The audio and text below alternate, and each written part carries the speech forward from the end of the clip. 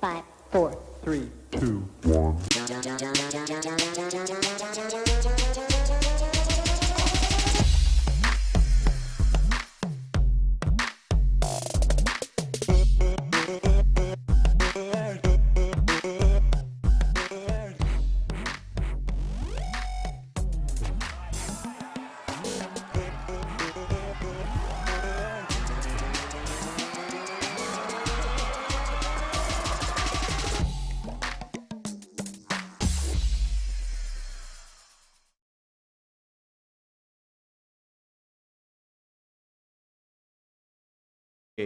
Alan Zach, president of the Carrot Group.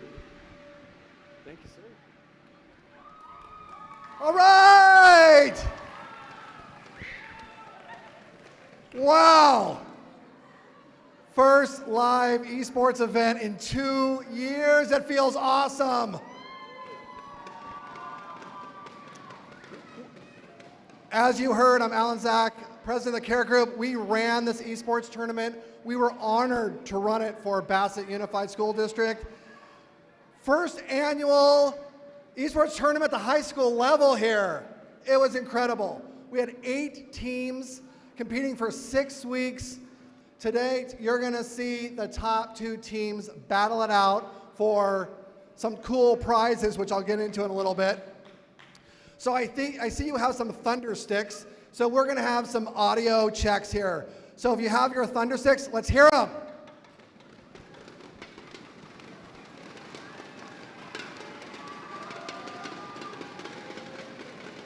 Was that good? All right.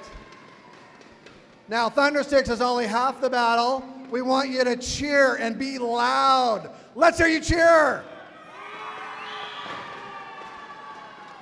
Awesome. We're going to be playing the best of 5 maps tonight, a game called Overwatch. Don't worry if you have no idea what's going on the screen. I certainly don't, but that's okay, because I'm going to introduce you to some people who's going to introduce how the game is played in a little bit. The reason why we do esports, because we get that question. I don't understand how esports has anything to do with high school. Well, here's the deal. There's going to be, starting in 2025, for the next decade, more than 4 million jobs in the US. You get me back there? 4 million jobs. Talking to you. Exactly. 4 million.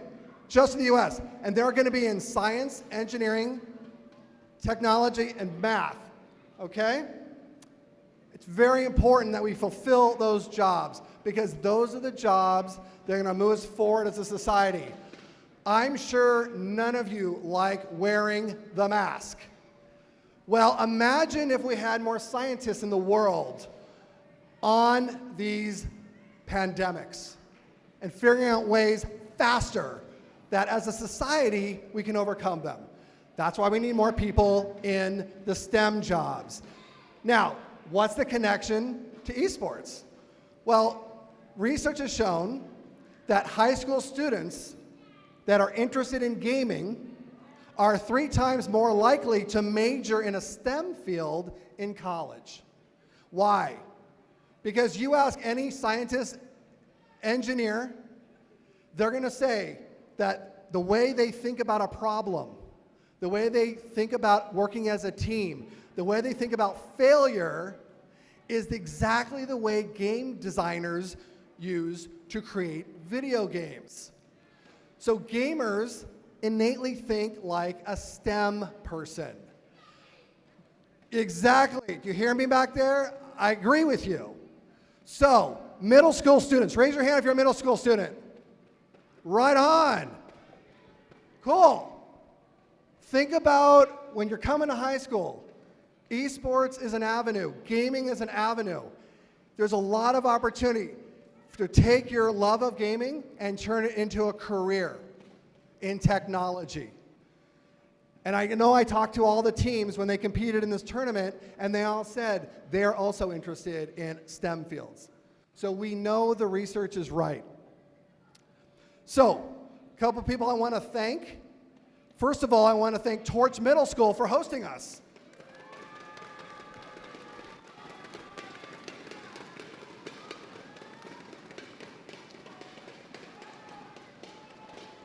Second, I want to thank Mr. Lee and his amazing IT team. I think he's here somewhere. Where is he? I think he's back there. I want to thank the school leaders, particularly Mr. Vasquez and Mr. Arianes. Thank you so much. Raise your hand. I think you guys are here. Back there. Cool. I want to thank the coach for all the teams, Coach Amy Chan. You're going to meet her in a little bit.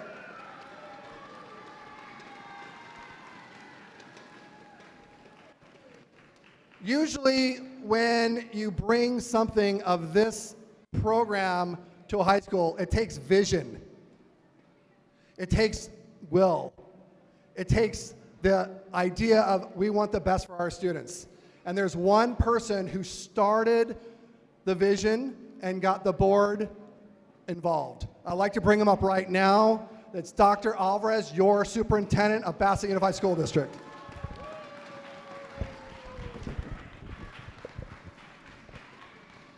Thank you everyone. I first want to acknowledge a couple board members we have here. Board President, Mr. Barajas. We have board member, Mrs. Stanzioni. Thank you, and I have to just thank them from the bottom of my heart for allowing me to share their vision and their mission for the school district and bringing this program to Bassett Unified School District. Well deserved, so thank you very much. They already said thank you to all the staff, Ms. Chan, high school principal, administration team, IT, the volunteers that put all this together. It's just amazing. I'm excited about watching the competition. They talked about why esports, why it's important in introducing our students into the field of science, technology, engineering, and math. More importantly for me, having a daughter in that field, I will tell you that out of all the people are in the career of STEM, 28% of women are women. Of that 28%, only 4% are Latinas. So this is what we need to do to expose our students to the fields of science, technology, engineering, and math, to develop that interest and drive to go into those fields. So with that, thank you again very, very, very much. And I'd like to pass the microphone over to our board president, Mr. Bras, just to say a few words so we can begin. Thank you. Hey, good evening, Bassett community. I can feel the electricity. I can feel the energy. I love it. First and foremost, welcome to our first annual eSports. This is just amazing.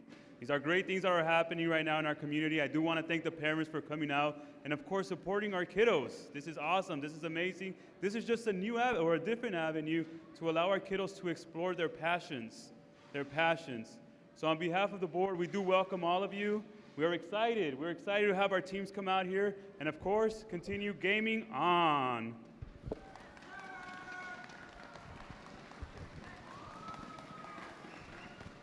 Thank you, both of you, again, for your vision. We appreciate it.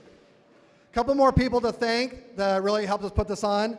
So, Steel Series, we'll talk about prizes, but we'll say Steel Series, Orange Coast College, which is offering 2 free game design courses to every participating player in our tournament.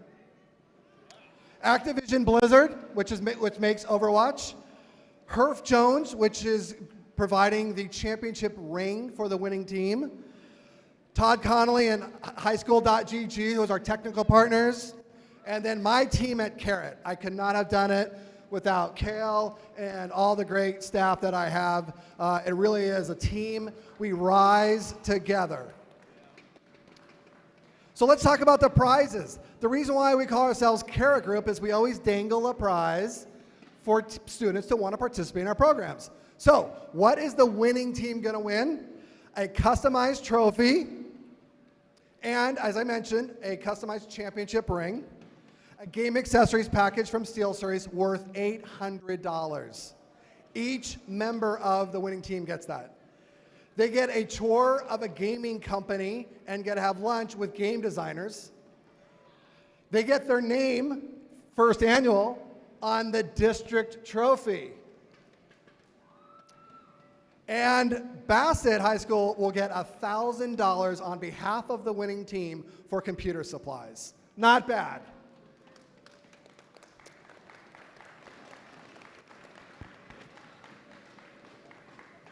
So there's a little phrase in esports, and you're going to see it on their jerseys.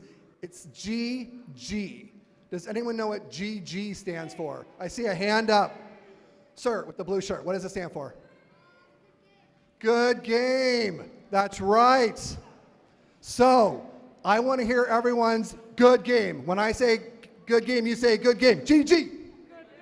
GG.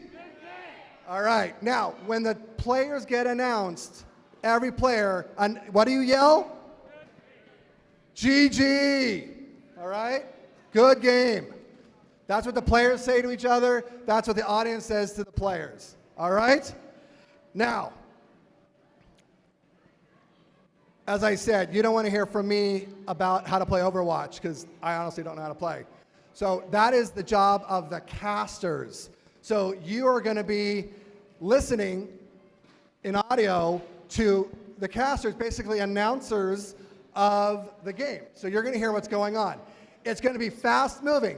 If you're over 30, you are going to be looking at the screen going, I have no idea what's going on. That's okay. The casters are going to help you to say who's winning. And of course, you're going to listen to the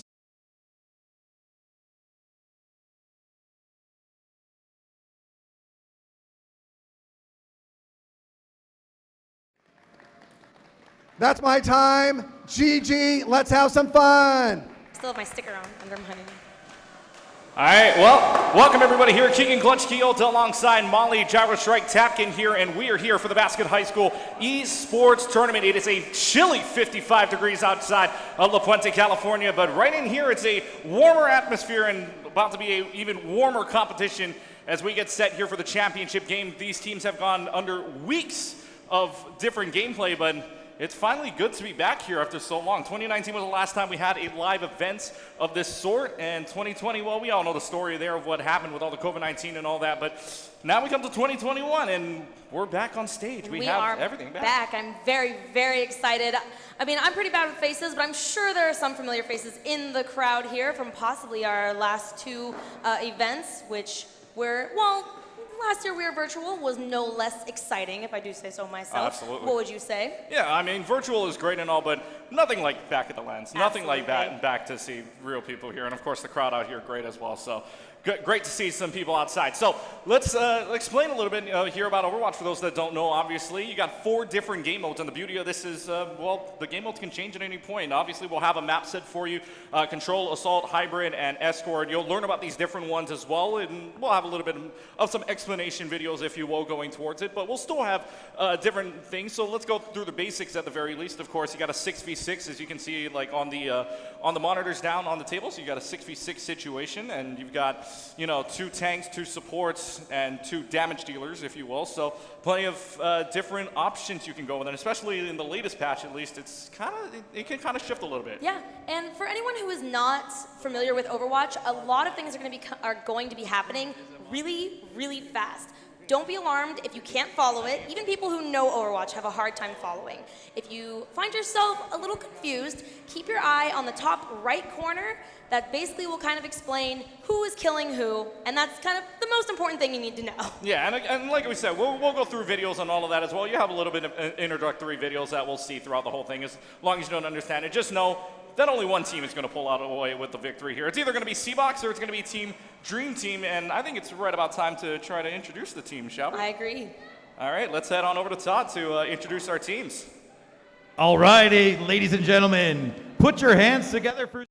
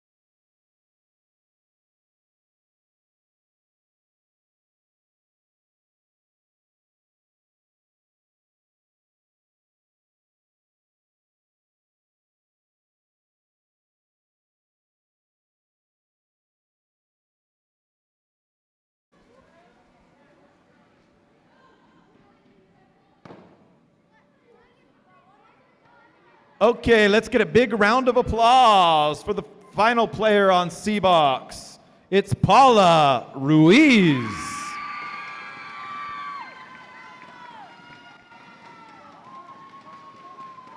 Pow wow.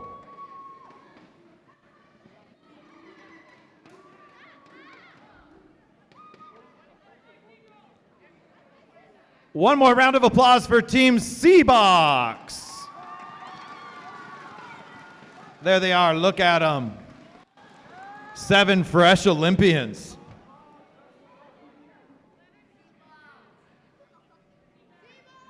Okay, coming in through the tunnel, representing the Dream Team, the one and only Joey Ochoa.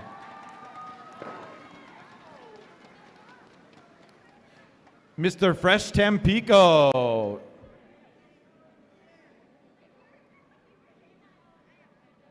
Okay, running out that tunnel next is Mr. Francisco Sotelo. He goes by Shinra on Discords, playing support tonight.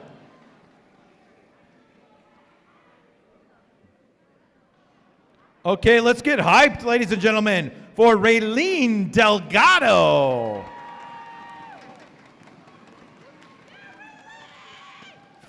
Fairy Love GF, thanks so much for joining us. She's playing support. Okay, let's hear it for Paul Macias. Yeah, he goes by King. This next player is known on the internet as Ace. Give it up for Fernando Moreno.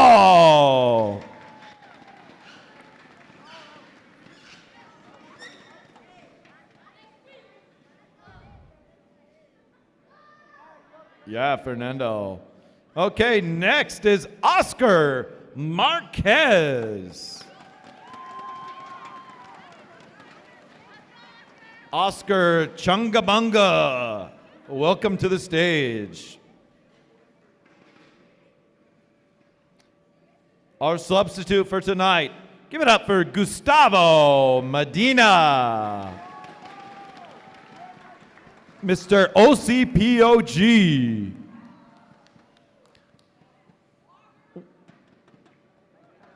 Here's one more look at the Dream Team. Let's give it up for your Bassett High School cheer for welcoming everyone.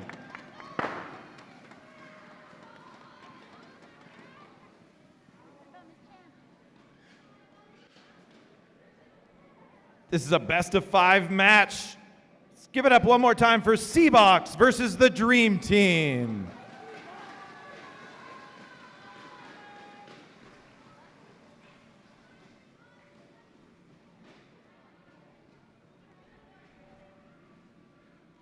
And we're gonna give it up for the coach of both teams, Miss Amy Chan. Yeah. Best esports teacher at Bassett High School, everyone. Give it up. If you're in middle school, join her class next year.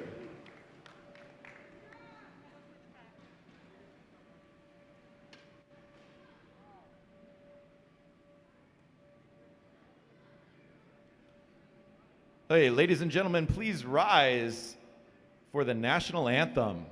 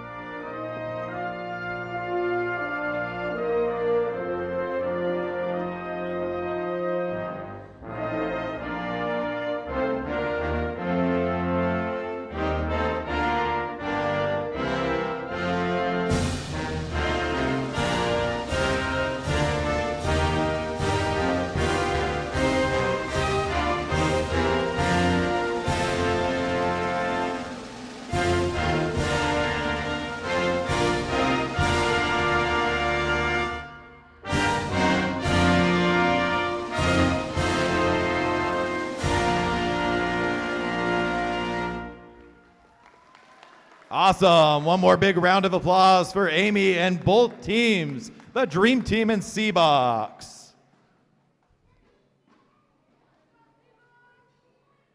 And let's kick it over to our casters for tonight's main event. It's Clutch Key and Gyro Shrike.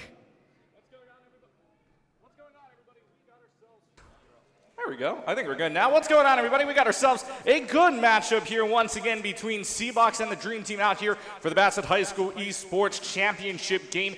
And by the way, let's go over some match history here because these two teams have met throughout the season before. Of course, they know each other considering they go to the same high school. But we've got ourselves a matchup here between a 6-0 team called the Dream Team, who is wearing their black and white trimming uniforms on the other side. And C-Box on this side is a 5-1. Now, when these two teams met, it was a pretty close match, actually. Remember, they played 3 maps during their time in the league. No matter what, it was a 3-map set. So they come up, and it was a close match. I mean, but Dream Team in the end wins 2-1. So this could be a very well-off. Now that it's a best of 5 versus 3, this could be a very interesting matchup. By the way, that was back on November 3rd. So we're going to be about just over 30 days between that match. Something that I think is very fun and interesting to note about these two teams is the only time that one of them has lost was to the other. I believe that is the one match that one of them has dropped. Otherwise, they both have perfect records, perfect victory records, and we can see if one of them is going to keep that perfect record, or if the loser from the last time is going to take revenge. Well, the team, I should say, with one loss could be the one as your champions, and that could very well be true. It's either going to be perfection, or it's going to be the 5-1 team that's going to go 6-1 overall here for holding up the cup and holding up the trophies in the end.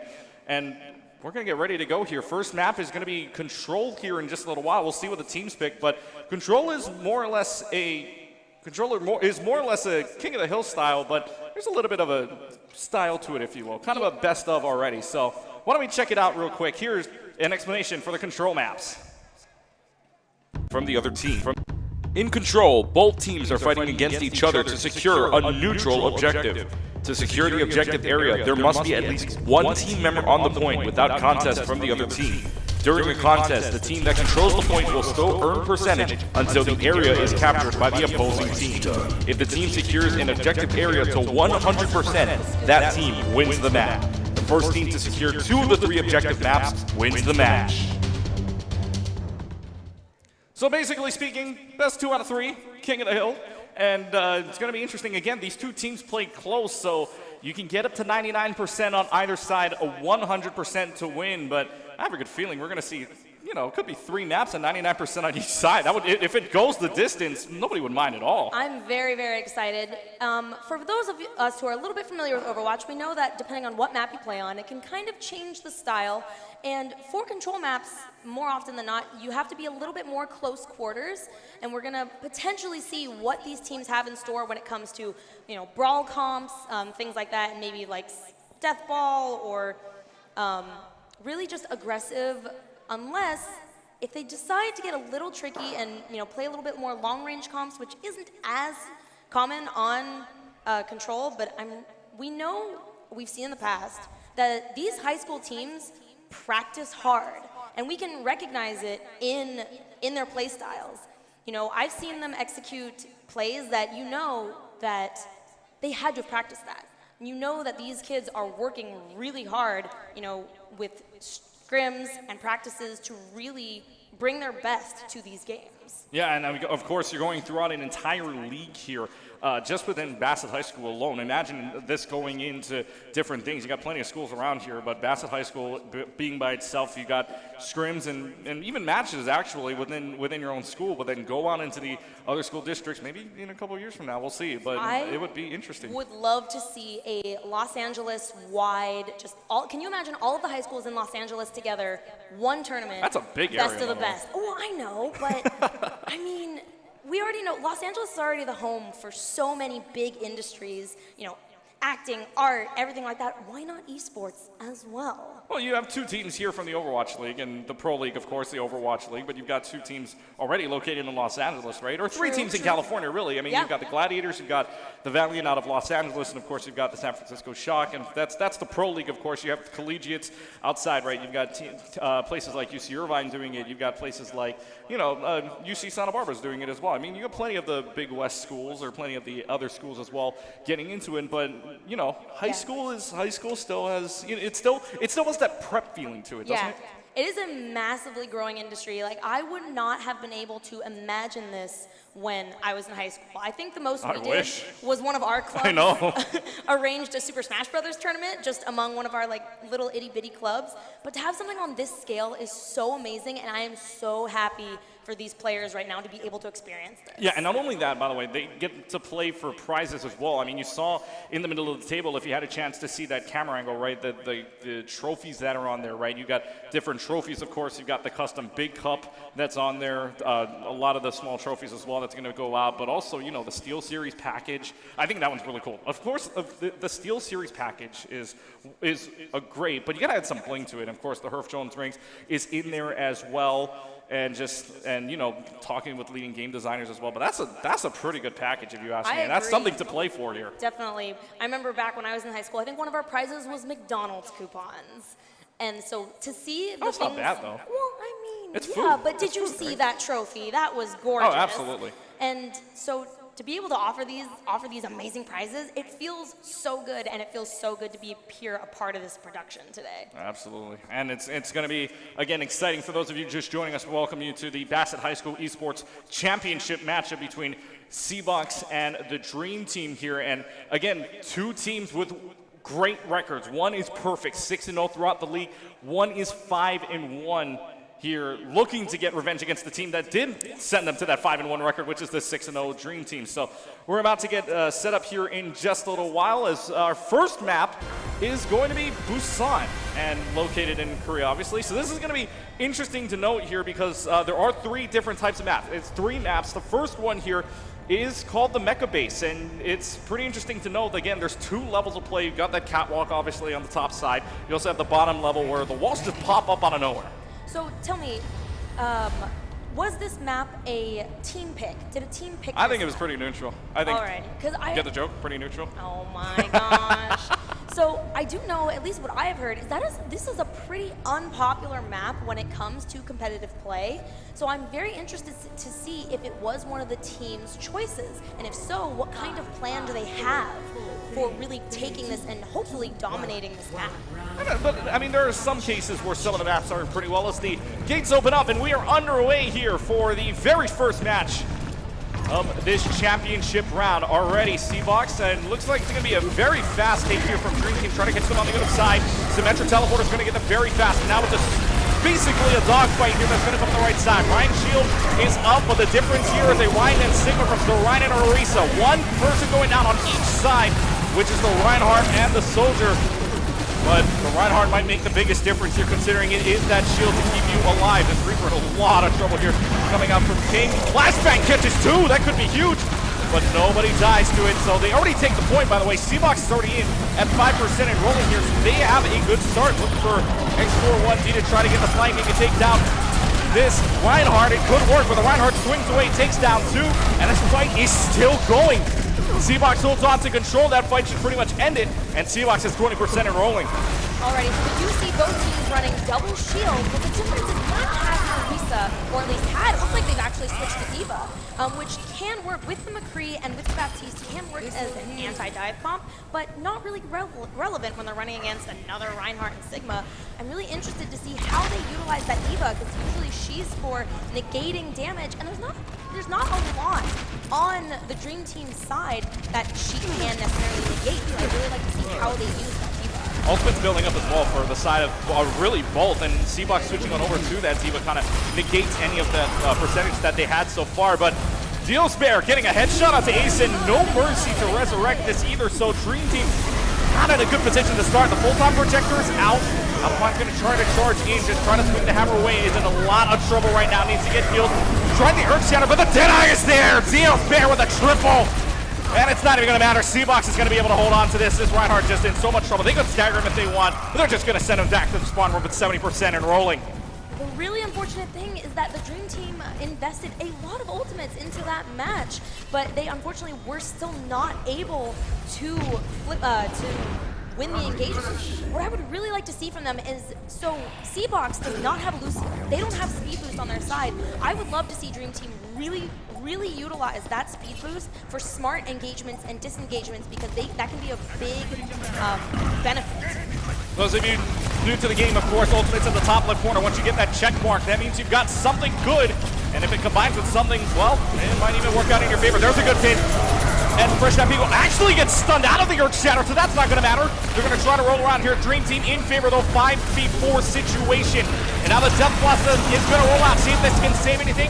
It does catch out both of the healers. That's big. Dream Team is down both of their healers. X41D is going to try to hold King Gas to get out of there. Seabox is in full command at this point. They could get the clean sweep to start us off here at the Mecha Base. All they have to do is get rid of this Reaper, which they do, and the Seabox team able to get themselves a clean 100-0 on the first map of Mecha Base. What a match, well, I guess that wasn't a full match. What a round to start off with. But as we know, the first round is always just a warm-up round. Everyone can shake it off a little bit and really get into it. What I really liked is on the losing side for that match, the enemy Reaper did something I really liked. He was facing off with a tank and 2 healers, but instead of trying to attack that tank with 2 of the healers alive, he turned around and at least attempted to kind of maybe go for a more important, squishier target rather than just mindlessly trying to pummel bullets into a tank. So let's see what they pull out here. Second map, by the way, here is downtown. And a little bit of a famous piece of it, if you will, if we ever got the shot of the cow. Yeah, this map is pretty well known for running like long-range DPS and snipers, but we're not really seeing that on either side, which I'm a little excited for. Feels like it's more fast-paced a little on the side of Dream Team. Yeah, we're still very brawly on both sides. They do have the Genji, though, so the Genji could be there. Geospear almost falls off. And the Lucio's going to die to the train. How often do you see the Lucio die to the train? Just got bumped away for a little while, but then the train comes right in, and Seabox is just going to run rampant on this point. They had it clean to start, and they're going to have it clean to start again here on map number 2. I was so confused as to what happened to Lucio, because I saw him get flashed, and then he just died midair, but it said no one killed him, he just died.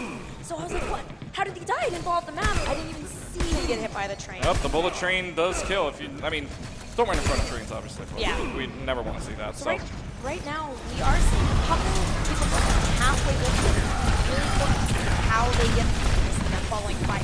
This might be a dry fight for the side of Dream Team here, as Seabox is just running rampant at this point.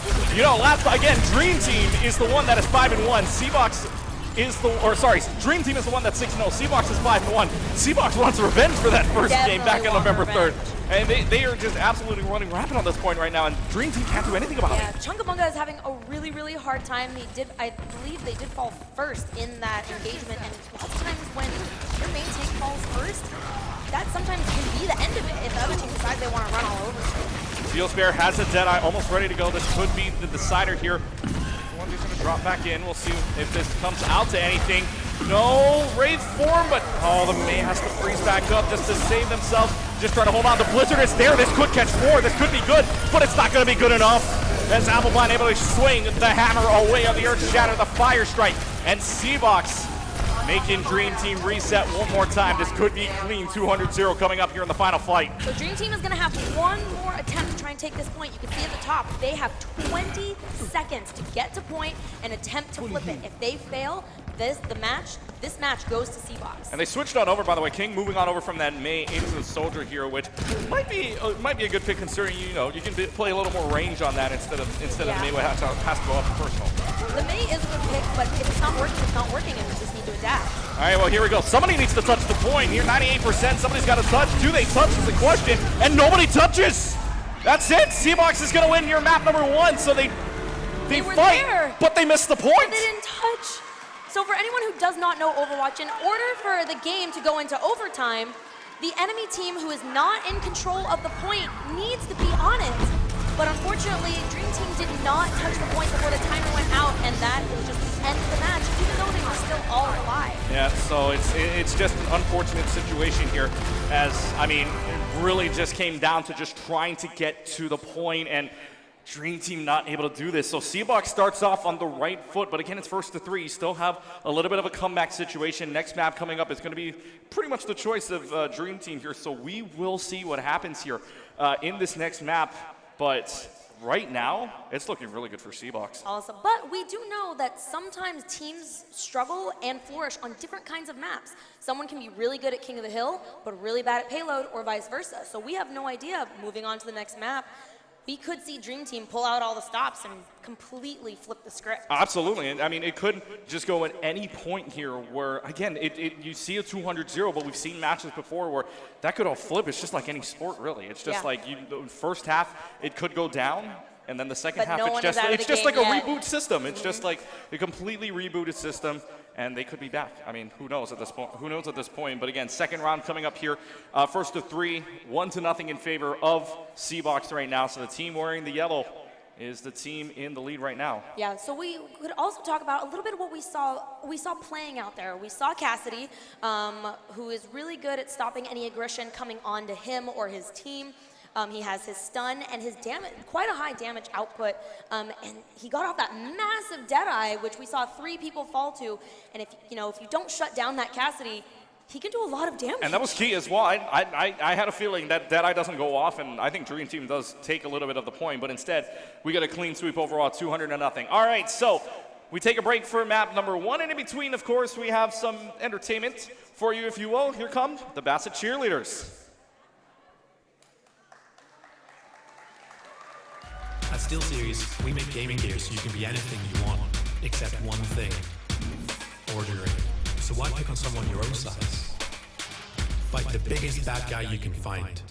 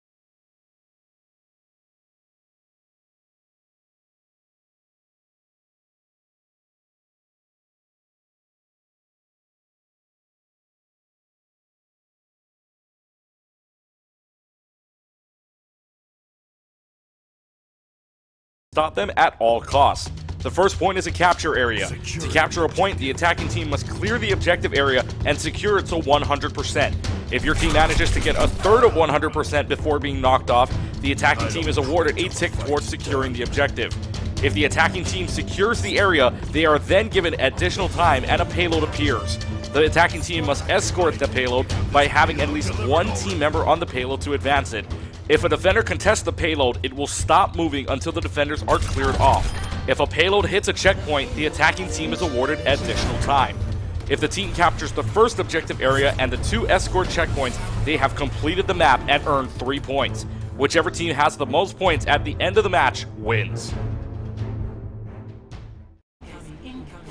There's the explanation there for hybrids. So a pretty interesting situation here. Remember, there's a difference here between getting the control point first and then escorting it along the way here. But what is also of note is, if you notice back on control side, both of the teams were attacking for the same point. This time, in the first point, in control, of course, there's defense and offense. So Dream Team will be the side that defends first. C-Box is the one that will attack first. So we'll get to see them out. 4 minutes on the clock. Let's see what they're going to do. And is Dealsbear going to go for the Widowmaker play? Yes, they are. So Dealsbear is going to try this. Let's see if they can get anything going, but that shield just not helping them out. We are seeing quite similar comps from before, but with a little bit of changes here and there. But a lot of aggression on for X41T. Really aggressive on that Dreamer. Confident pin? I don't want to say comfort pin. Where they excel. But the pin doesn't work out in their favor anyways, because it does get Helix rocked out by this Soldier of Ace. So nothing really doing. I mean, obviously, you take a look at the ultimates on each side. The only one you can see halfway is pretty much right. Yeah, it might just be both teams kind of picking and poking here and there, trying to build up those big ultimates so they can make that big play. You don't want to go too crazy and just beat the enemies instead. Where they position themselves here. Only 50 seconds off. We already got a fight. And someone's in trouble already. C-Box is going to have themselves an open door with both supports down, 1 tank down, 1 DPS down, and this is all for nothing here. First stick secured, and I'm pretty sure the other 2 are going to be as well. Yep, and that was huge on the side of C-Box. When you're defending like that, if you're the attackers and you wipe out the team like that, there's very little chance the defenders are going to have a chance to retake. So now they have to reposition themselves, think of a plan, and prevent this payload that we're seeing coming out right now from advancing any further. And it's not like Street Space here, second and third point, by the way. It's not like Street Space is the easiest to defend either. The only time it ever gets easier to defend is when you get to that final point. But that's allowing the team to push up to that point is really the problem here. So really no changes other than, it's just going to come down to ultimately. Let's see what happens. The Earth Shatter is there. It's big. 3 people go down, and Dream Team's got themselves a win early on. They also invest the single ultimate as well, the Granitic Flux, and that's just the whole team going back to the spawn room in an instant. That was a huge play on the side of Fresh Tampico. I didn't see. Did they break Apple Pine's shield? It might have. Did they drop it? I think it might have broken it. It had a lot of cracks in it. Yeah, absolutely perfect. Took a perfect opportunity to really finish that off. I'm a little worried at investing both tank ultimates, but hopefully they do have, both teams have more on the and you can see if they can invest them smartly to really, and we'll see who ults first, to really be the aggressor in this fight. He's gonna pin right in, and this Reinhardt's in a lot of trouble right now. The sound barrier also used from Dream Team as well, so they're just gonna push on this opportunity right now, and also gonna use the Tactic Visor coming out from Ace. So this is pretty much all, but over all this Reaper can do is just wait for death, and back to the spawn room you go. So again, C-Box, no answers. Yeah, it seems Applefine charged in a little deep on that, but didn't necessarily get enough support from his team to really make anything of it. If they had supported his aggressively before, maybe he would be able to just make a play and do it. Here's where you're going to see the craziness, by the way, and I'm already predicting it. Here we go. Blizzard's going to be used already. Application Matrix out. There's a lot of ultimates being tossed around, but the one that wins out in the end is the Blizzard. That Bassett is also there to try to counteract anything. So it's a 2v2 situation down. That Helix Rockets ends any chance at that immediately, and they're going to get sent back to the spawn room. But if C-Box is fast enough about this, they could take this. True.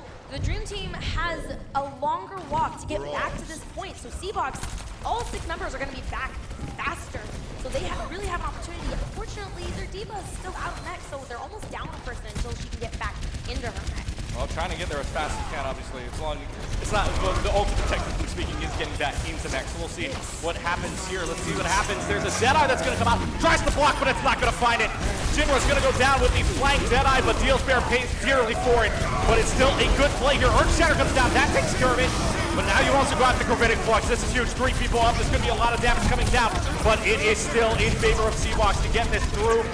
And that it all starts with a flying Deadeye from the Cassidy, and that's going to allow them to push through. That was enough to, that was, even though the Deadeye didn't quite get enough, only their Lucio, it was enough to kind of like break open the fight. Although that was a really massive play by King. If he hadn't been there to block that Deadeye even more, who knows who might have come down. It was an unfortunate loss on the side of the fight, but they still have one more chance to defend before it gets to that point. So you have 2 minutes left to go here before they get that second point. You'll see where the barrier, you see a little small barrier right there in between that little shield. We'll see if that proves to be anything. There's also a lot of ultimates ready to use. We'll see where and when they want to use it. And in 47 seconds left to go. Just trying to play this a little bit slowly. So nothing just generalized just yet. Self-destruct is going to come out in the back line. That's going to catch somebody off guard. Very Love GF is caught off guard with the self-destruct, but the sound barrier also out there trying to keep Dream Team alive in the Earth Shatter there as well, with 2 people downstairs. But it's not gonna matter still. Actually, it might, because Dream Team has themselves a good defense. They're holding out. Meanwhile, trying to block them in, doesn't do so. This star is just holding on for dear life with the 2 supports that they have right now. And the fight is still going on. It has not ended, and I really thought Dream Team had it. I thought they pushed Seabox back, but really stopped it in the corner and then pushed forward again. But doesn't catch the Blizzard in time. That's at least 3 people inside of it. This could be a lot of danger here. The Gravitic Flux also up, and that's all they're going to need to win the Immortality Field. Way too late to play, but Ace invests the Dragon Blade. That could be huge. It could be. Now, Genji doesn't super meta right now. We don't know if he is switch or if they're going to keep it. Without an Ana, you know, there's only so, without an Ana, Nano Boost, or Mercy to Blade, or to Nano, how, you know, maybe losing your Genji Blade isn't as bad, because it's not as big of a playmaker, you know? Maybe you just want to use it to kind of clean up that fight and really ensure it, because we already saw how Seabox likes it. It's not necessarily bad. You also have to watch out for the time here. This could be final fight, or what could be final fight, unless they get into the next point and the add-on. But Dream Team trying to not let that extra 90 seconds get on the clock. The sound barrier invested. 6 people inside of that sound barrier. They're going to push. They're actually going to wall them up for a little while to make sure that they can't beat it. But the Graviton Surge is big. 5 people inside. And they still got plenty of time left. The Deadeye is there on the flank. Again, Dealsbear comes up with a big triple. And it's going to be once again Seabox pushing this one in at the 90 seconds to their clock. Oh my gosh, is anyone going to stop these McCree flanks? And McCree, as we know, has very loud footsteps. Oh, Cassidy has very loud footsteps. He's got his little jingle jangle cowboy shoes, but unfortunately it was not enough. And now Seabox is going to have to push it one more point here. Hopefully, well, I don't want to sound biased. I just like it when matches go longer. You know, hopefully Dream Team has a plan for how they want to keep, you know, themselves in this game. The Earth Shatter is big. At least 4 down. That could be 5. The Blizzard also invested. Attack Visor there to try to counter it, but it's not going to do much of anything here. As X41T taken down outside of it. And a lot of ultimates invested, but the Dream Team able to stop them. 1 attack remaining at this point. A lot of ultimates invested, but potentially a lot of ultimates on, or at least a few ultimates on the board coming up right here. So we are seeing a little bit of changes in DPS. I don't want to give away any secrets, but I'm very excited to see how this plays out. Every point plays a little bit different than the last. High ground, each area is around. So 20 seconds remaining here. Again, we don't want to see the same situation that we did on the last map where nobody can really touch the point. They have to at this point to try to make sure they don't have clock. As long as they touch it within 3 seconds left to go, that's all you need to force an overtime clock. So let's see if they do. 5 seconds left to go. Gotta touch it. There's the contest with at least 3 seconds left to go. Gravitic Flux is up. That's huge. That is a big 4 in. That comes out with the Gravitic Flux able to kill Dealsbear. In the meantime, Dream Team can stop them right here in a 6-5 situation. Gonna bring out the bomb. Self-destruct is gonna go into the back line. It's just gonna find anything. Sound barrier is there to stop that at all costs. Even if it were getting hit, that's not a kill just yet. But now, Dragon Blade, swing away, hack, dash, slash, and that could be it for them. All that stuff is Zarya. They're going to bring out the Doomfist now in order to try to stall out time. This Doomfist won't go much of anywhere. 3 points cannot be captured. Seabucks only allowed 2 points, 38.93 meters, and no tie possibilities at this point. The Dream Team have it in their hands. I definitely was really looking forward to see what was going to happen with that Cassidy Deadeye. We've seen nightmares happen when a Cassidy gets lifted into the air by a Sigma during their Deadeye, but he was shut down fast enough and he wasn't able to get it off.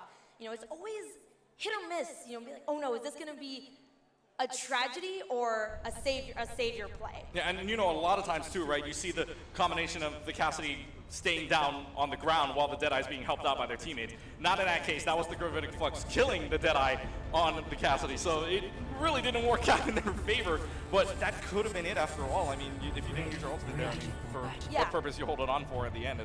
So that could be a point here. 40 seconds left to go. Talk about the team compositions here, and oh boy, if this holds true, we are excited. We're not going to talk about it just yet. We're not going to talk about it just yet, but know that one of my favorites is coming into play. No, yeah, and this could, we've seen this at different events before, and obviously you and I, the first time we saw it was at a certain event back where we are, but it's not conventional. It's very unorthodox, but it could work. Yeah, especially, so we know that these teams, like a traditional sports team, have plays that they practice, you know, in scrims, so they can do it with efficiency. And I'm hoping that's maybe what we're going to see here, something pre-planned, that maybe they, you know, are going to either something really aggressive or something. Well, this Junkrat, by the way, keeping them in check. This is X41D, just making sure that they can't get up there. And look how separated out this team is right away. Trying to get out, and it's not working so far. I mean, they are keeping them so far in check. They're having so much trouble trying to get past this gate, and they're wasting a lot of time on the clock as well. I mean, this could be opportunities that they want to try to push in, but as of right now, you take a look at the ultimate build up. Seabox after. Well, don't forget, this is Dream's first push. They still have their full time round, so like we saw before, it might just be trying to build up their ultimate, getting ready. Here we go. They're going to get the teleporter up. Everybody's going to go downstairs. Everybody falls down. Nobody's going to stay upstairs. And now they're just going to go at it with the pin. And the, oh no, the Red Bomb also come out. And this attack is just all but over in one failed swoop. So they get on top of the statue, teleport up there, and they rolled the dice. They got Snake Eyes. At least it made something very interesting for us. Also, a little bit of testing.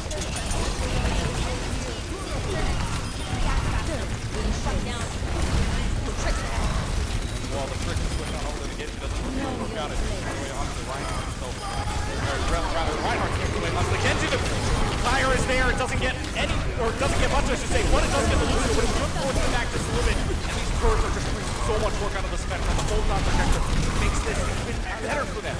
Yeah, the attack is really shutting down the they can't just keep getting into it because it's detrimental to them. And they should have been powering this weapon. They don't want to see another shield, but the attack is not going to The Earth Shatter is there. That might get rid of the Symmetra there as well, but now the Counter Shatter and a Graviton Surge also invested. They could just swing away this. The Samir is there to lead them in, but how much is this going to lead them to? Dream Team needs to push now. About a minute 48 if they want to try to have good time on the deck, at least to save. And it looks like they may be able to get 2 or 3 kills in the matter of that fight. This Junkrat is caught out inside, and they will not be able to escape anywhere. No contesting this point. This is pretty impressive if they are. But the Baptiste is going to die, and that's pretty much it.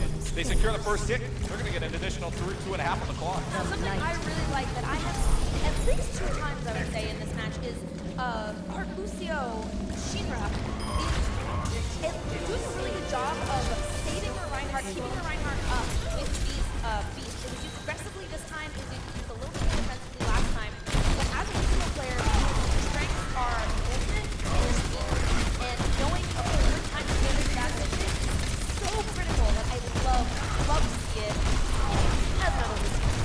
So 3.5 minutes left to go. We'll see what they want to do here. And right now, again, Street Chase is probably the hardest one, but there were changes recently as well that kind of going on. And it's different, a little bit of a variation, if you will, going on with the bunker composition with the double shields that are there. It's going to teleport out, and there's just a lot of teleporting going on trying to get around. Here's the Riptide that's going to come out, but will this matter? They're going to try to get around it against the triple. No shield there, no destruction to the Riptire. It allows him to go free reign, and X41D is already going to end this fight. Box said, no. But coming up with Dream Team, if they plan this out smartly, there could be a change in this next fight. I'm really excited to see how Box responds. They have a lot of damage, a lot of control. And there was also a lot of other moves. I mean, you notice, right? The full top protection came out, and the Molestin came out as well. They have Exit Matrix and the Riptire, but I mean, let's see. I mean, we know Junkrat. We know Junkrat has effective bar. Now, we'll see what happens. Onion takes it, can build it up one more time, but they're just not really with no luck right now. They get rid of the Symmetra.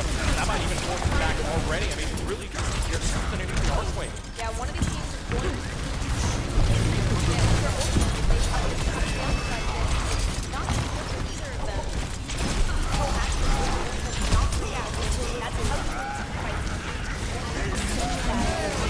and it's not like the second point gets bigger, and there's a trap here. Double B huge, and their shadow even bigger. And this is not looking good for the Dream Team right now. They're just going to pin right in. The wall's not going to save them at any point.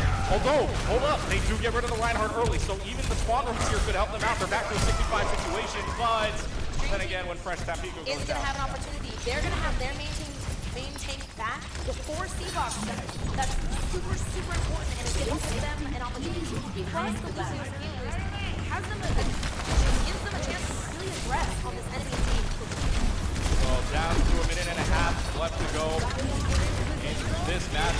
What could be the matchup here for this second round? C-Box looking really good. Again, C-Box team at a 5-1 record. Here comes the Riptire that gets rid of the Reinhardt very early on. Down to a 65 situation. And there's just nothing they can do about the damage that is just outputting right now in the street phase. Junkrat just blossoms here. Here's holding on to their ultimate. They're really important.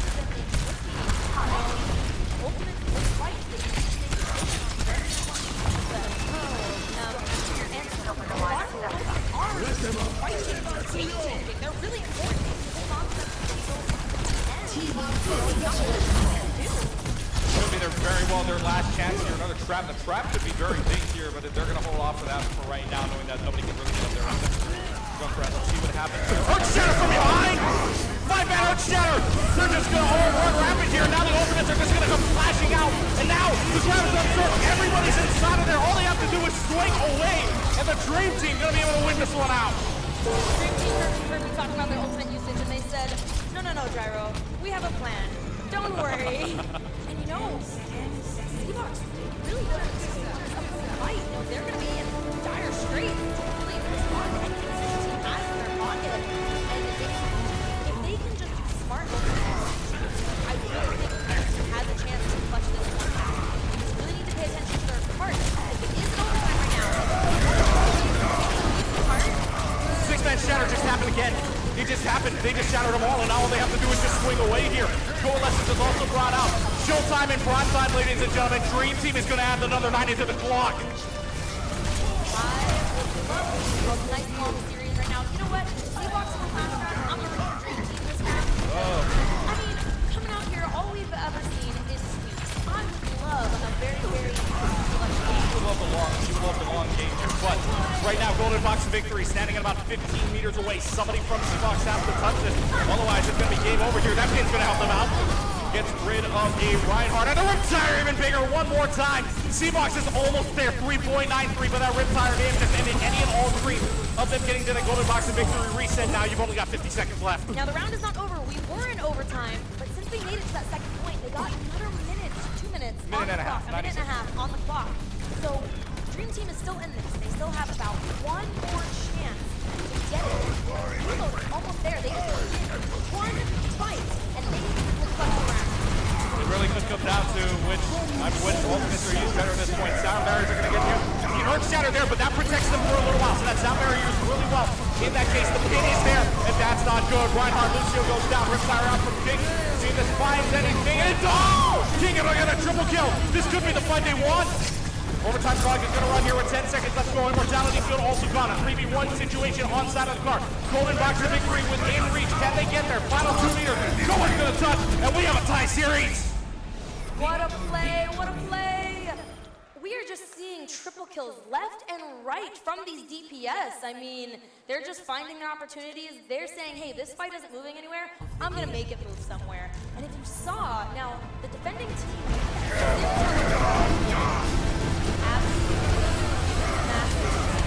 This is hard. Yeah. Could you see it any better? 6 people going down in that shatter craft on third everywhere. That's the teamwork you want in this kind of game. In a 66 situation, this is the kind of teamwork you want. I was very excited. I saw the Reinhardt going around. I was like, oh, no way. Is he gonna get away with it? And then he did, and it was amazing. Absolutely amazing. I mean, wish we could see some of the stats at the end there, but I mean, it was just an unbelievable trip we are having, ladies and gentlemen. So again, score-wise right now, first up, if you're just joining us in the very first map of Busan, clean sweep there, both on Mecha Base and Downtown, 2-0 to score, 200% to nothing being the score there as well. And then all of a sudden, it turns into this longer series going into map number 2 here as Dream Team able to extend out the series and win themselves Kings Row 3-2. So we're not done here yet, folks. I mean, we're already past, eclipsed into the 8 o'clock hour. We could be seeing more games other than just these 2. I mean, we're going to go to at least 4. We may as well see a 5th. We might see a 5th here. Yes, we could. Oh, could you even imagine what would happen if we got a tie? The poor cheerleaders are like, no, I want to go home. And I'm like, no, you have to watch esports with us. You're stuck here. But hey, overall, still a really great night for us. So far, so good. Again, want to just make sure that everybody knows what's at stake here, because these guys are playing for a lot of good prizes, of course. Our special thanks to Herf Jones and Steel Series. The winning team here, of course, going to get the Steel Series package, the Herf Jones rings, the championship rings, to kind of style out the bling, and with the webcams, if they start to stream, just show it off, being like, yeah, we won. Yeah, I feel like this tournament has some better prizes that I've seen in collegiate tournaments. You know, a lot of collegiate tournaments, you get the notoriety. You get to say, I won a tournament, but these guys are getting notoriety and a lot of the sweet loot. Yeah, so right now, again, losing team will pick out the next map. We'll see what happens coming up here. And the next map, I believe that's coming up, is going to be Escort. So this should be an interesting pick. Now, if you remember in the Streets phase here, it was anybody's game, really, especially when you got to that archway point in Kings Row, right? It was anyone's game at that point. I mean, the biggest difference is there. In that last game, really, I mean, you could say it was Rip Tires. Yeah. I mean, really, the Junkrat Rip Tires made the biggest difference. Yeah. And I think that's what we saw a lot in Busan too. DPS making massive plays, not to undersell our amazing healers and tanks, but I think it's just easiest to see the DPS because it's easiest to see the kill feeds. It's not as easy to see how the tanks and the healers really support those teammates and allow them to make those plays. But we've just seen triple kills, whether it's Cassidy, whether it's Junkrat, and these teams are going to need to find a way to either prevent that or shut them down before they can happen if they intend to win this series. Yeah, and especially now, I mean, again, you got different game modes, right? We experienced the hybrid mode, so you got a chance to look at both game modes intact here. You got a chance to see basically what was Assault, which was defense and attack on one point. You also got a chance to get a little bit of a, basically speaking, a chance to see Escort as well, to get themselves in position, right, to get ready for this Escort map. And it was going to go to at least 3, so this could, I mean, for both teams, I mean, this could go at any point. And there's different Escort maps as well. I mean, every Escort map, and every Escort map is on the playing field here, right? Route 66 is in there, Havana's in there. I mean, you've got plenty of different options here. But if you're C-Box right now choosing this map, what would you go? I mean, what's the map choice here? I mean, with the flexibility, I mean, it really is anybody's. I know a lot of people don't like Havana, but I actually kind of do. Just because I feel like a lot of other maps feel really tight, which is fun depending on what you're playing. But sometimes playing in a more wide open map kind of changes it up. Also, I get to pocket my long range DPS as Mercy and be like, yes, shoot them, kill them all, ha ha ha ha. And I mean, Havana, again, not a bad map, not a bad map choice at all. I mean, you still got plenty of other options. I mean, obviously for like, Streets phase, I mean, you'd like, if you're playing Junkrat, of course, you'd like the enclosed space. So Havana's not a bad option in any which way, especially if you're trying to stall out. And especially when we get into the brewery, that's the stall point and right there. A lot of the DPS we've seen from both teams do fare a little bit better at mid to close range. We've seen Reaper, we've seen Junkrat, we've seen Genji. The only kind of long-range DPS we've seen is Soldier, but still not unplayable at mid-range, you know what I mean? We saw Widowmaker a little bit, but you usually see Widowmaker at the beginning of King's Row, just to see if you can get kind of those early picks. I would really like to see if either of these teams do have a long-range game in their pocket. And so we might see that in a little while. I mean, especially long range map is I mean, Escort is basically a long range map at that point, especially when you get open, of course. Again, Junkertown, right? Junkertown is completely open to that. You've got different maps that you can just, you know, go long range for, so it really depends. But if you're just joining us, by the way, score right now 1-1, really no favor. I mean, again, first map we saw straight up 200% going right onto C-Box, but then Dream Team able to flip the switch on them. We got ourselves a tie game. By the way, for those that are interested in watching, and those that are watching twitch.tv/highschool_GG, we've got ourselves a really good lineup for you. Today is the Bassett tournament, but we're not done just yet. Of course, tomorrow you've got yourself the Downey side, and then you've got your Compton one coming up on Wednesday. So there are 3 school districts we're getting to. This is just the first stop here for highschool_GG. So let's get this matchup started now. The next map, of course, we were talking about it earlier, is Escort. How do you play Escort? Well, here you go. In Escort, there are attacking and defending teams. The attacking team's objective is to push a payload through the map. The defending team's job is to stop them. The attacking team must escort the payload by having at least one team member on the payload to advance it. If a defender contests the payload, it will stop moving until the defenders are cleared off. If a payload hits a checkpoint, the attacking team is awarded additional time. Once completing the round, the teams will switch sides. If the teams have the same amount of points, the distance of the card is the tiebreaker. Whichever team is able to push their payload the furthest wins the match. Escort maps looking a little familiar again. We saw this back on Hybrid, of course, second and third point. Now we go the distance here with all, if you will, for all 3 points. First, second, and third point is going to be basically a street space, and you'll see the payload coming up here. And talking about these 2 teams, I mean, you talk about the flexibility on both sides, right? I mean, this can go either way. We saw, right, for C-Box, X41Z on that Junkrat, getting the rip tires, but then earlier on was getting the kills that they need with, you know, Soldier and all that. Reaper as well, right? But Dream Team, you also have Junkrat possibilities. Of course, King had that huge rip tire at the end, so flexibility here, especially in an open map like this. I mean, really, any comp kind of, it depends, obviously, but I mean, some comps work, some don't. Yeah, I am, and we're seeing a little bit of variability here that we did not see on the previous map, but I am excited for. Both of these attack players can be a little bit scrappy, you know, so if they can really tighten it up, take it up another notch, coordinate, make sure they have a plan for their ultimates, I really think that can make a huge difference in the victor of this series. C-Box out in the attacking side, C-Box on the right side, Green Team in the blue. If you're in the audience, of course, C-Box on your left in the yellow, Dream Team out on the black jerseys on the right side. But we're worried about right now, it's in game, and what a shot. Deals Bears already got 2 kills. Already nothing they can do about this one. They're just gonna have to let them go right now unless they can kill Deals Bear with all the healing that's going on. Of course, Mercy there to fly up to them whenever. This is just gonna be a little bit of a roll, if you will. Swing away the hammer. Right now, I mean, the 2 kills early on just helps you get across, because that's perfect.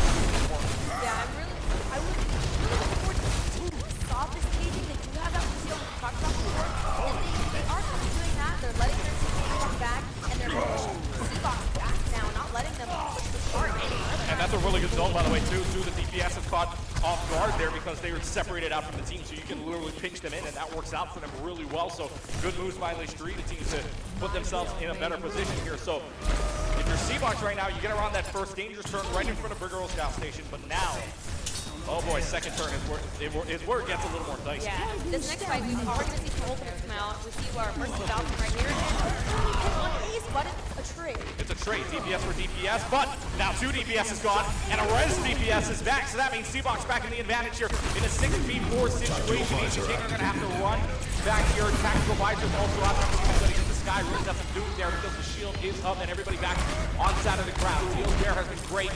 With every ultimate, we'll see if he decides to use here. And they're going to flashbang out. And now the Coalescence out to try to save it as much as possible. But now the Earth Shatter also out. Self-destruct is there. And a lot of ultimates and a remake kill. How about this? The tanks doing the work there. 3 kills for C-Box. And they advance on. You know when you play Moira,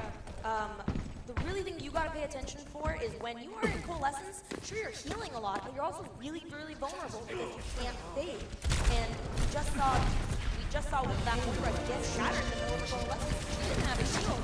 And you really have to play those angles, you need to play cover, you need to be ready, especially when you know the enemy team has gold. And that's tough. You need to know what their enemy has. They can prepare so they don't find themselves caught out. Find out what Seabox is made of. 4 minutes left to go. Second point.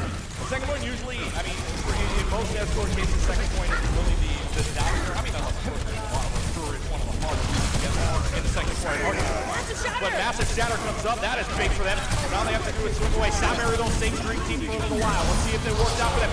Ace is going to splash, hack away, and they're going to get kills left and right here. The dash does get the Diva, and now the Seabox team is going to have to back off. Ace just absolutely disrupting this team. A beautiful sound barrier on Shinra's side. I don't think anyone died to that shatter, and that is exactly what you want from Lucio. And then a quick cleanup from Ace. A beautiful play by Dream Team. Let's see what Seabox has. Seabox has, I mean, both sides really have a few to use here. I mean, we'll see in what way or what properties they decide to use it. But 3 minutes left on the clock here. Let's see what they want to do. See if they get rid of it. If he takes all the damage out, Dealsbear is going to try for the dead eye. Don't see if it finds anything. It does. Shimmer goes down, so that's big for them. That's one healer down. Only one left to go in order to get rid of the rest of the team. However, the attack visor says, no, no, no. Welcome back. Here's for King. King sits on top of the throne for this fight. It ends it.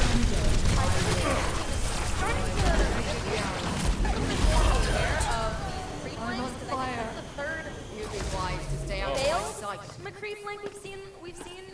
I mean, he did get a kill, so it wouldn't necessarily be failed, but they didn't win the fight. Are they gonna keep banking on these flanks is what I'm looking forward to seeing, because they can only take you so far. As soon as the enemy team wises up to it, you have to change your game. And if you get caught out like that, you know, in a flank, it could cost you the game. And basically, we're looking at deja vu right now, right? Because first, again, go back to King's Row on the last map. First point was basically just a dogfight that went on, but the defending team would normally win it up until the very last minute or so. So this could be very well what we see coming up here with 1 minute and 50 seconds left to go as they try to roll out here in a very good fire strike. Sigma somehow lines up behind them, but we'll see if that works out for them. It does. 4 people observed, and no immortality field to save anybody, which means, again, Dream Team able to use the flank correctly and well in their favor, and Dream Team stops them one more time with 90 seconds on the clock. Now, I didn't quite catch it. Did they not have their invincibility field? Immortality field was gone. Immortality field was so gone early on. Very smart move for Chungabunga, even though they did end up, oh no, they won the fight. Yeah, so they did not have a way to defend against his Sigma ult, and that was a really smart move on their team. Whether they prepared for it or it was a lucky break, we'll say they did it. So 1:07 left to go, and that's a huge pick once again. Self-destruct is going to come from the back line. Is this going to find anything? It does. It does. Shinra goes down by the hands of the self-destruct.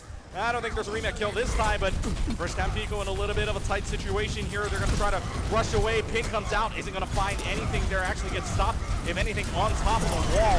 And the Earth Shatter is there. Doesn't find anything. The Deadeye from behind actually gets 2 kills, but Ace able to deflect it right back onto Dealsbear, but the situation still stands as Dream Team not able to survive in this case, so they have to let it go for right now. I didn't even see where that Deadeye was. Was it behind them again? It was behind them again. Oh my gosh, when are they gonna wise up? Nah, that'd probably be me too. I'd just be like, what, he's behind us again? Never would have expected it. Yep. So right now, 3 people on the card. Somebody's got to touch their Seabox, or rather, if Dream Team wants to try to defend this, they're actually going to drop their 2 tanks very early on. Remember, just got to get into advance. Here is the Blade. No nano boost, no nothing. It's just a dry run here for the Blade. But that may be all they need, as they're investing a lot of their ultimates, and as they should, with 3 seconds left to go on the clock. Nobody else is going to be able to touch the payload inside. Actually, they do. It's the Moira that fades right in. But the overtime clock is going to start to run out, and Dream Team able to defend it all. And once again, we will not see the end of this map. It is a no tiebreaker situation one more time. Dream Team needs a point and just over 87 meters. Alrighty, what can we talk about in that last map? So we saw the 2 tanks, 2 healers come out. That means they didn't quite have their DPS yet, but they were able to stay up long enough to just stall the cart, so the Genji Blade could come out, the Visor came out, and C-Box just really didn't have an answer for it, unfortunately. You know, they only have an immortality field from their Baptiste. They don't have a Transcendence from Zenyatta. They don't have a Beat. They don't even have a Mercy Valkyrie. They switched out the Mercy really early. So when you don't have a defensive ultimate on the side of the healers in order to negate enemy ultimates, you have to be prepared and you have to play it really smart. You have to have other ways to negate those ultimates. And unfortunately, just they didn't have those resources to protect them from the ultimates that were coming out. You know, maybe if they could have pushed the door before, because they could have guessed that Dream Team was going to try and touch the point. And maybe they could have known that there was ultimates as well. You know, but really, these matches happen so fast. You have to make split-second decisions.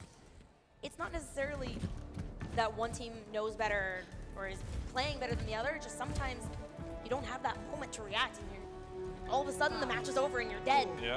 So, again, it is a fast-paced game indeed, but split-second decisions. I mean, split-second decides whether or not you use an ultimate, you don't, and it's at the same time, it's between a win and a loss there at some point. So here we go.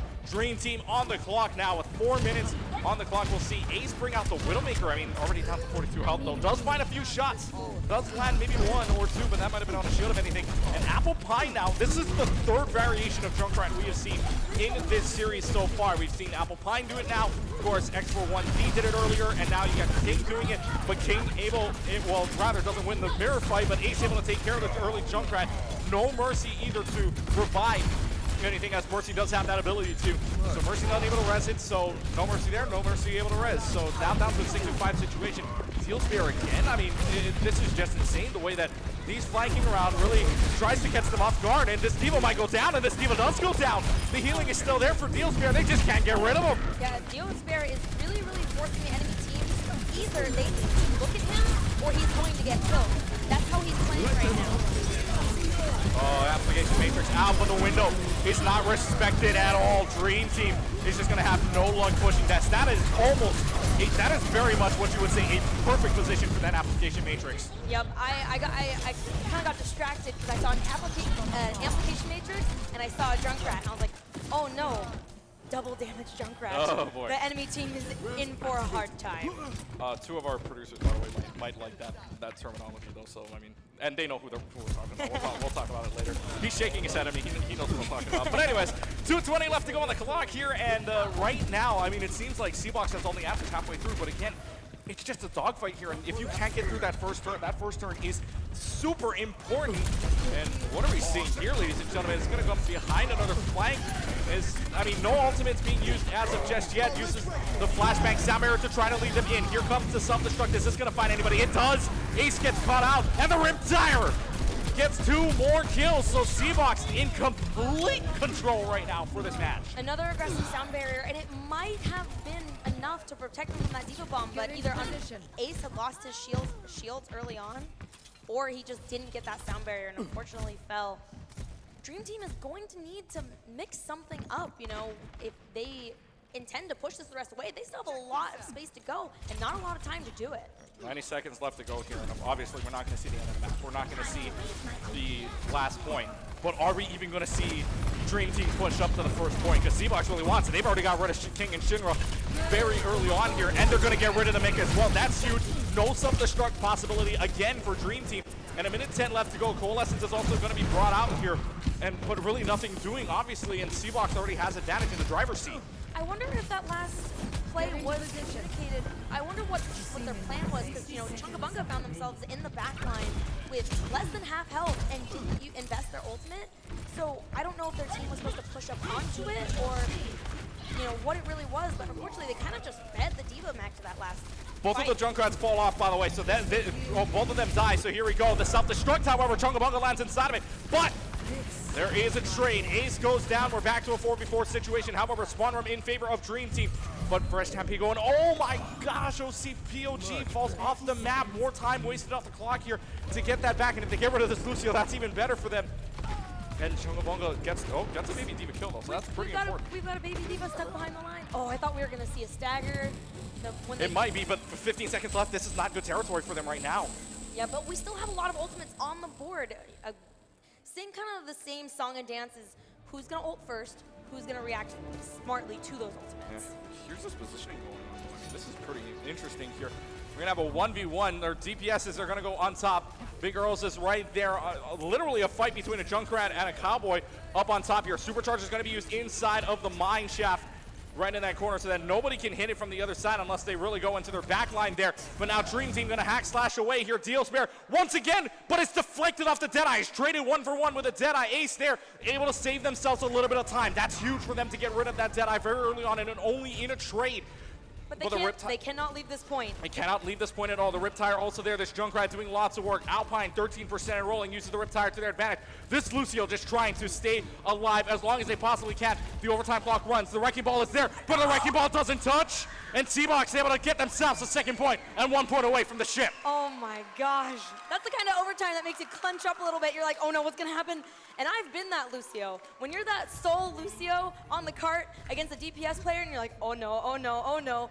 But, I liked the ball switch. We haven't seen Wrecking Ball yet in this series. And, I mean, obviously, even if you can't play ball, you sometimes switch to ball because he's really fast and get back to point. But unfortunately, he was there, but just far enough that he wasn't able to stall the point longer for the rest of his team. Yeah, and the Wrecking Ball, Wrecking Ball usually there to mostly stall anyways, especially when you see the compositions that we've seen so far, obviously with the double shields and all that, and maybe the only off tank you see right now is D.Va. I mean, we saw Zarya earlier, but it didn't really, it did a lot. Well, it was King's Row, but you always see Zarya on Right, King's I mean, Row. King's Row Zarya is pretty common, but again, that's King's Row, anything can happen there, but especially getting shut down there, and Dream Team, again, didn't even make it towards the second turn. It was just that first turn, part of that lower part of the S, if you look at it from an upper view, it was just that first turn that they got stuck on, and really, if that Junkrat just can cap you right there in the middle of the in the meantime, and it just worked out well in their favor. Yeah, even when it looked like they were winning fights, just Seabox would get a triple kill, a double kill with some kind of ultimate, and unfortunately, I think that was kind of the problem, is the teams are not preparing well enough for these ultimates to really know, because you want the enemy team to be able to ultimate, and you want to be able to survive it, and unfortunately, that's not happening a lot of times for both teams. Yeah, and it really is kind of just going to be a dogfight here, because again, map 4 coming up is Assault. We know this game mode can last forever. It can go on and on. We've seen 10-10s. I've even seen a 12-12, honestly. You're going to scare the audience. Don't talk about 10-round matches. Well, it's not 10-round matches. It's 10 points. But we'll get to that overall. But this is the first time, by the way, here, if you're looking at different statistics going on, especially in the match history here, this is the first time that Dream Team has dropped 2 matches in their run for perfection so far. So this would be maybe a little bit of momentum going towards Seabox, or do you think this is more of a let's go, let's get the gears rolling for Dream Team right now? If this was another payload map, I would say that maybe Seabox is a little bit more in a position to take it, but 2CP Assault is so different, and you have to play it in such a different way that I don't even think Hybrid compares to how you have to play this match.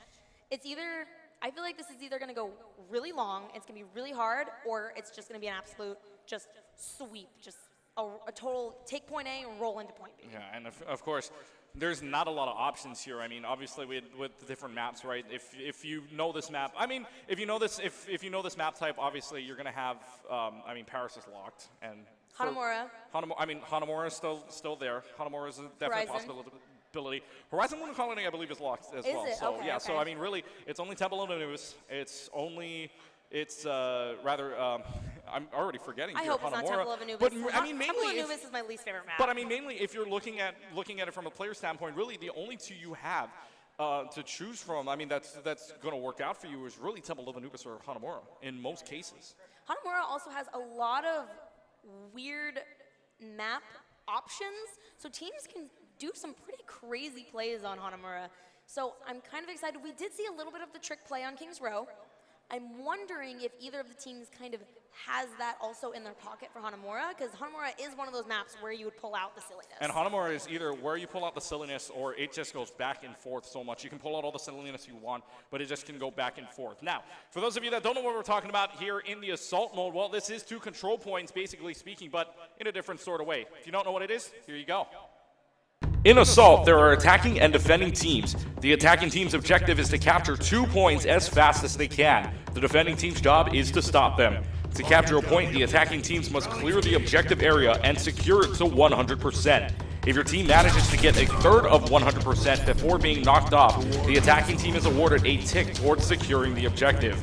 Once the first objective is cleared, you are awarded additional time to capture the second point. The map is completed when both objectives are captured. The team that lands up with the most points at the end wins the match. So this can go back and forth here again, attacking team and defending team once again, but it's 2 points to win, and there's no distance either tiebreaker. There's no distance tiebreaker. The only thing it comes down to at any point is percentage that you get. The points don't move at all. The points don't go any different which way. So again, assault mode, and we saw, but if you go back to the match history here, C-Box is the one that won 200-0 back on the first control map. So this could be their map to win here, and they only need one more map. They win this map, they win the ship. No, 2CP. Well, 2CP also, we do have a chance to see a tie if neither team catches any percentage on the map. So a tie might as well force map 6 if it could, because then that could be Dream Team's one to win. If we get there, I mean, got to have a tiebreaker somehow, and map 6 is obviously the way you got to do it. Yep.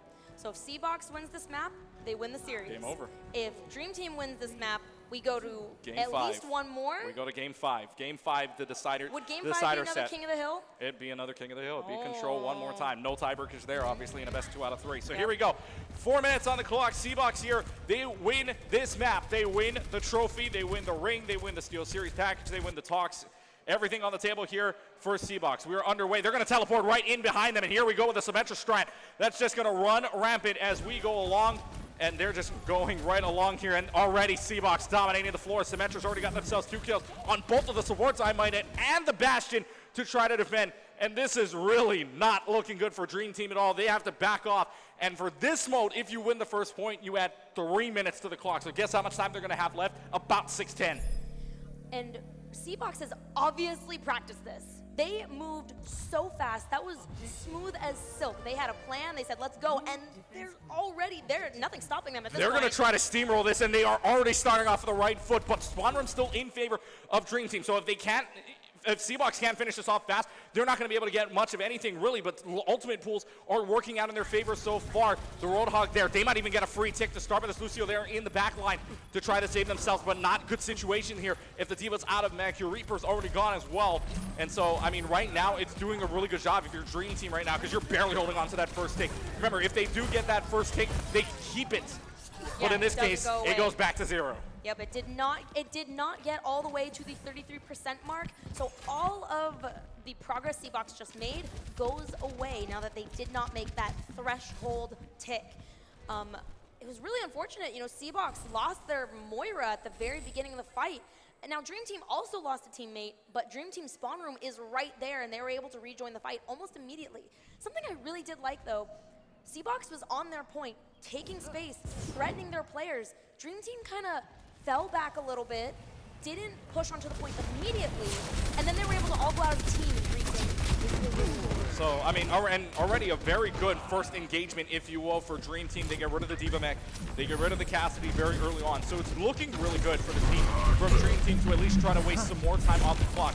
But the be careful factor here, I believe, is the Reaper, because, I mean, you have that Roadhog to try to deal damage, but if that Reaper gets in your back line with nothing else there, the Helix Rocket Shut down that Reaper! gets shut down, as I was talking about. It gets shut down with the Helix Rockets from 8, but with Reaper gone, that's a lot of your damage gone. You have to back off already. Both on DPS, we saw Dio's Square get killed, and then another minute later, we saw Applepine fall.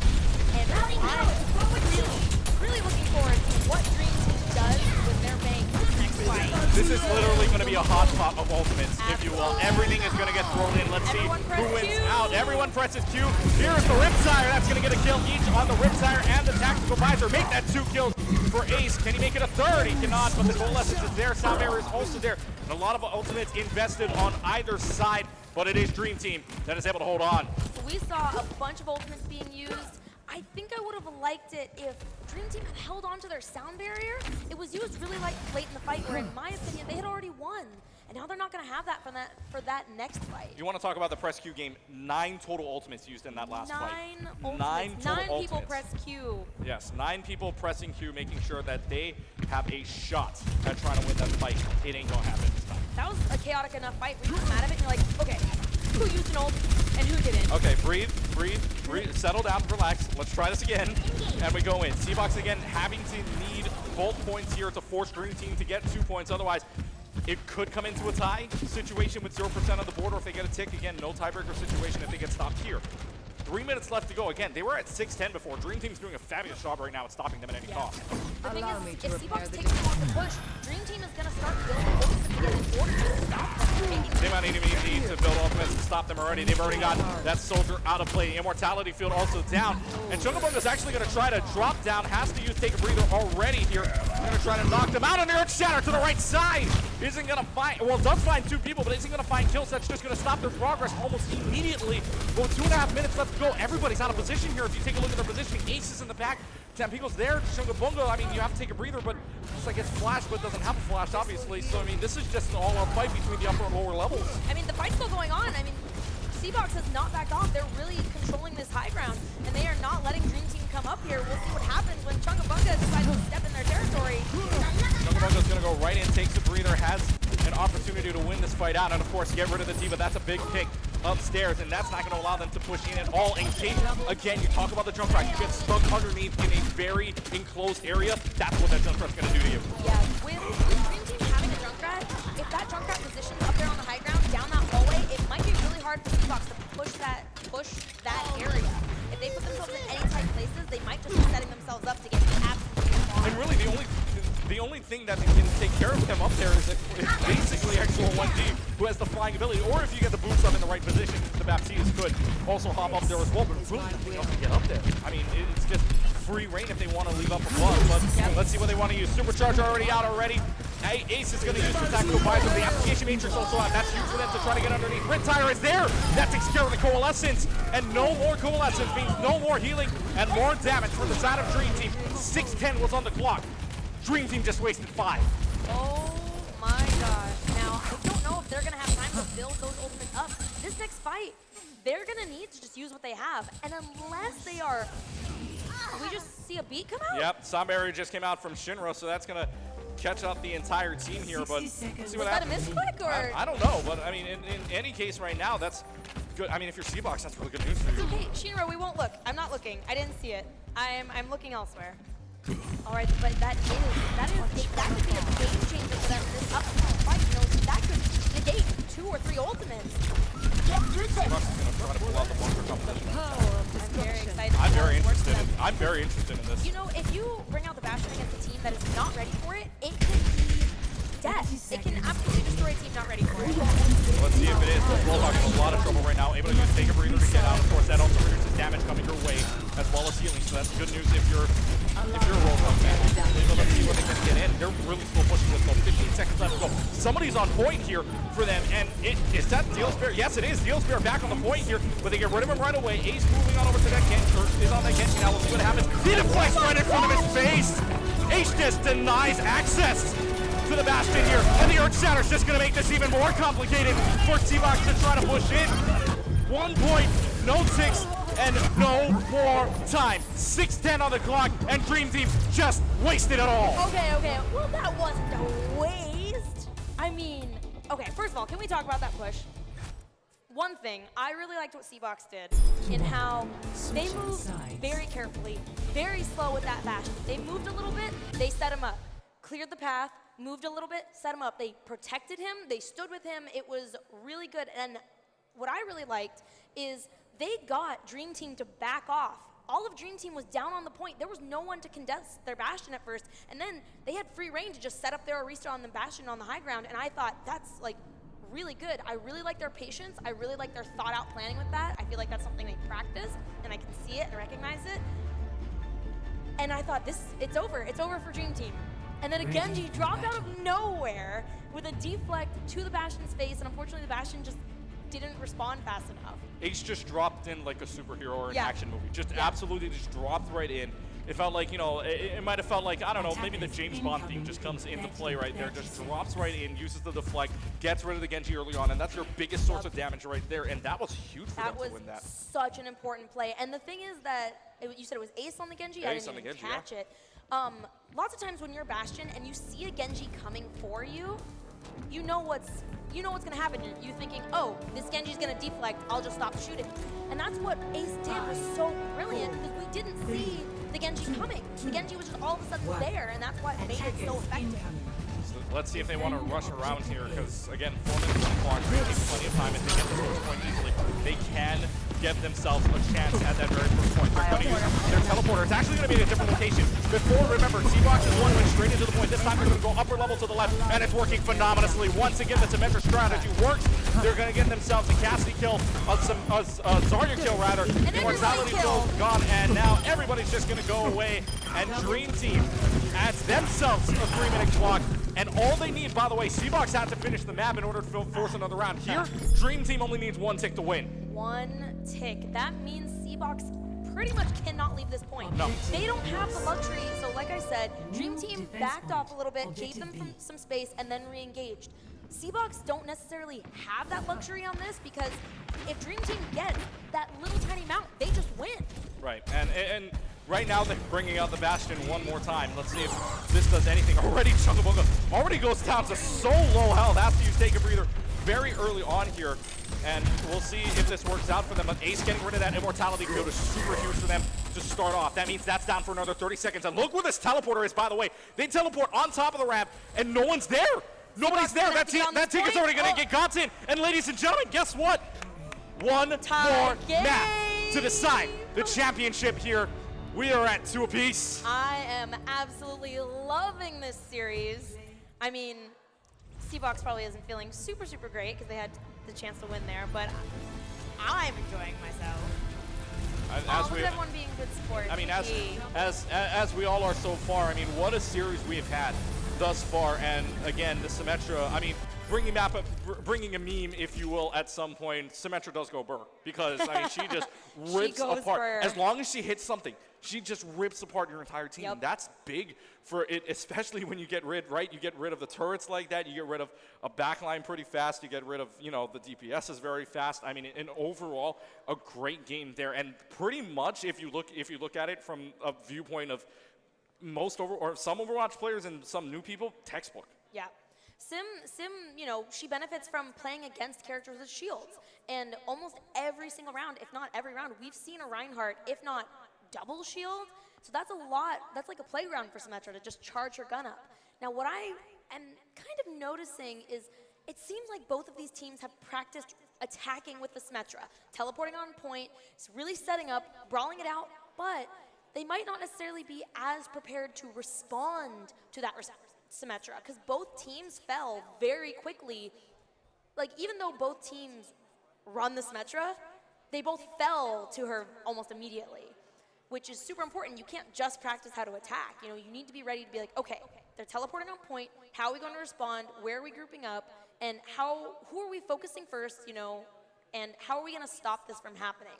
And that same discipline we saw from Dream Team on their first point, where they kind of backed up, didn't necessarily come into play for the first point, which I would have loved to have seen one of the teams not immediately rush onto point, kind of scope it out, see what's going on, and then move on to the point to hopefully stop that Symmetra push. And again, final map coming up here in a little while, and this has got to be, I mean, this is pretty interesting. Again, Bassett are the only one to participate in this very league. We go on to the other ones, and if we see a map 5 there, that's when the pressure gets even more intense. But between these two teams itself, especially you got the Cup in hand about to come out, you got the rings, you've got the Steer Series package, you've got the talks with the leading devs, obviously.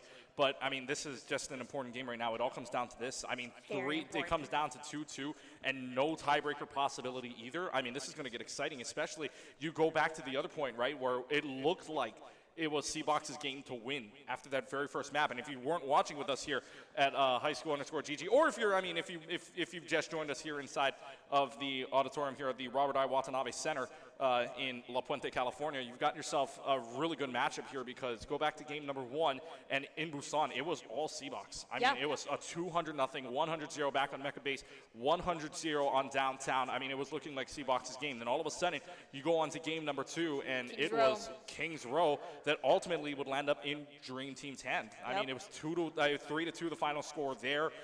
Going on to map number 3, it was Route 66, and just getting absolutely stopped. The fence was put up in favor of C-Box. Dream Team just couldn't get around that first turn.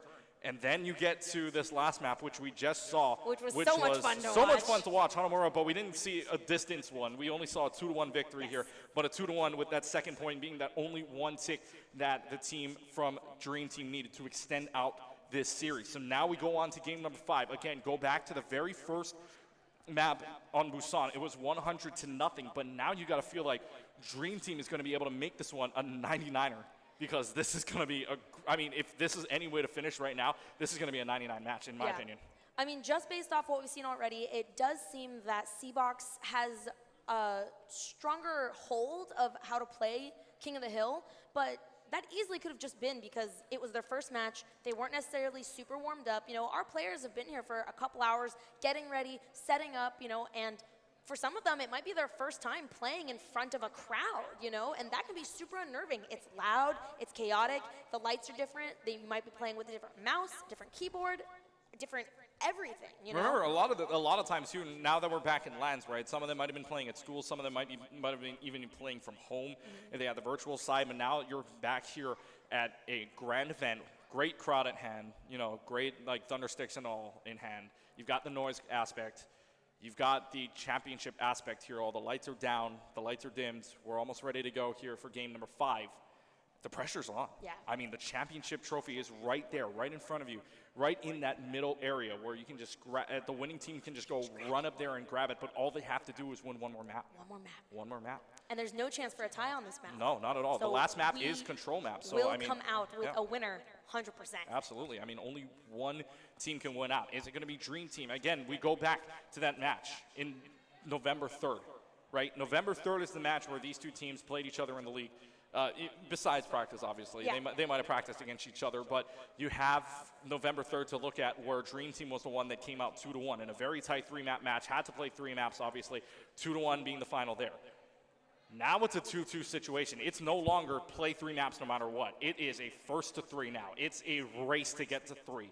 And we're back on control. We're back where it all started. So, I mean, this could be interesting enough. And the final map here is going to be, I think, a fan favorite. It's going to be Lijiang Tower. Lijiang! I was just about to ask, what map do you hope it's going to be? I definitely vote for Lijiang. I would have said Lijiang Tower. What I also would have loved to see, especially with the Lucio plays that we've been seeing, Nepal would not have been a bad map either. If we get into the Sanctum, Nepal's not a bad map. But you also have that possibility in Garden as well to see the environmental kills. And we've only seen maybe one environmental. I don't think we even seen an environmental kill as of yet. I think we've seen people fall off the map. We've seen the environment kill the person. We've never seen a person get a kill from the environment. Yeah. You know what I mean? So we haven't seen that just yet. But there is, of course, the possibility that we get to that situation. Yeah. So now with Lijiang Tower into play, again, map number 5, championship on the line. And right now, the pressure's on for both of these teams. And Lijiang Tower is also is known for also being a good Reinhardt map. Like I would think Ryan and Zarya was run there even kind of like in the height of dive, in the dive meta. So that might be a strong choice for either of these teams who, you know, seem to like running Reinhardt. We haven't seen any other. Well, I guess we've seen Sigma, but we've seen Sigma run more, I think, in an off-tank position. Every time it's been a Reinhardt and then another tank, either an Orisa or Sigma. And can you imagine going back to before the roll-lock here, before it was 2-2-2, can you imagine it being like the GOAT situation where it was just tanks on healers, no DPSs whatsoever. It was just tanks versus supports whatsoever. So, I mean, this is going to be interesting already. But as it stands, I mean, with the roll-lock in play, right, 2-2-2 situation, I mean, this map gets even faster and faster. And we've seen it from both sides, really. I mean, we've seen the Junkrat come into play, but that might not be an option, at least in my mind anymore. I mean, you can make Junkrat work in some maps, but Lijiang Tower may not be one of them. Yeah. Junkrat isn't like super strong, but if the enemy team who's playing against the Junkrat can't really like have an answer for him, he might still end up being effective. I mean, you've got enclosed spaces, obviously, right? Yeah. You've got the stuff in control center where you've got the corridors and all that. So this might get interesting as well, but we'll see what the teams pull off. By the way, again, we're going back to a control map, so let's give you a reminder of how this map works. In Control, both teams are fighting against each other to secure a neutral objective. To secure the objective area, there must be at least one team member on the point without contest from the other team. During a contest, the team that controls the point will still earn percentage until the area is captured by the opposing team. If the team secures an objective area to 100%, that team wins the map. The first team to secure 2 of the 3 objective maps wins the match. It always saddens me whenever we see this, and behind the scenes, obviously you can't see the camera when it's on, but if you recognize the name of the Sombra that's in that video, it's always the gyro strike. I get murdered in every demo video. It's always the gyro strike that goes down with it. But although with the great character, Sombra, and if you've ever met the voice actor for her before. We did. We have met her before. We've met her before. It was 2 years ago, the last high school GG tournament.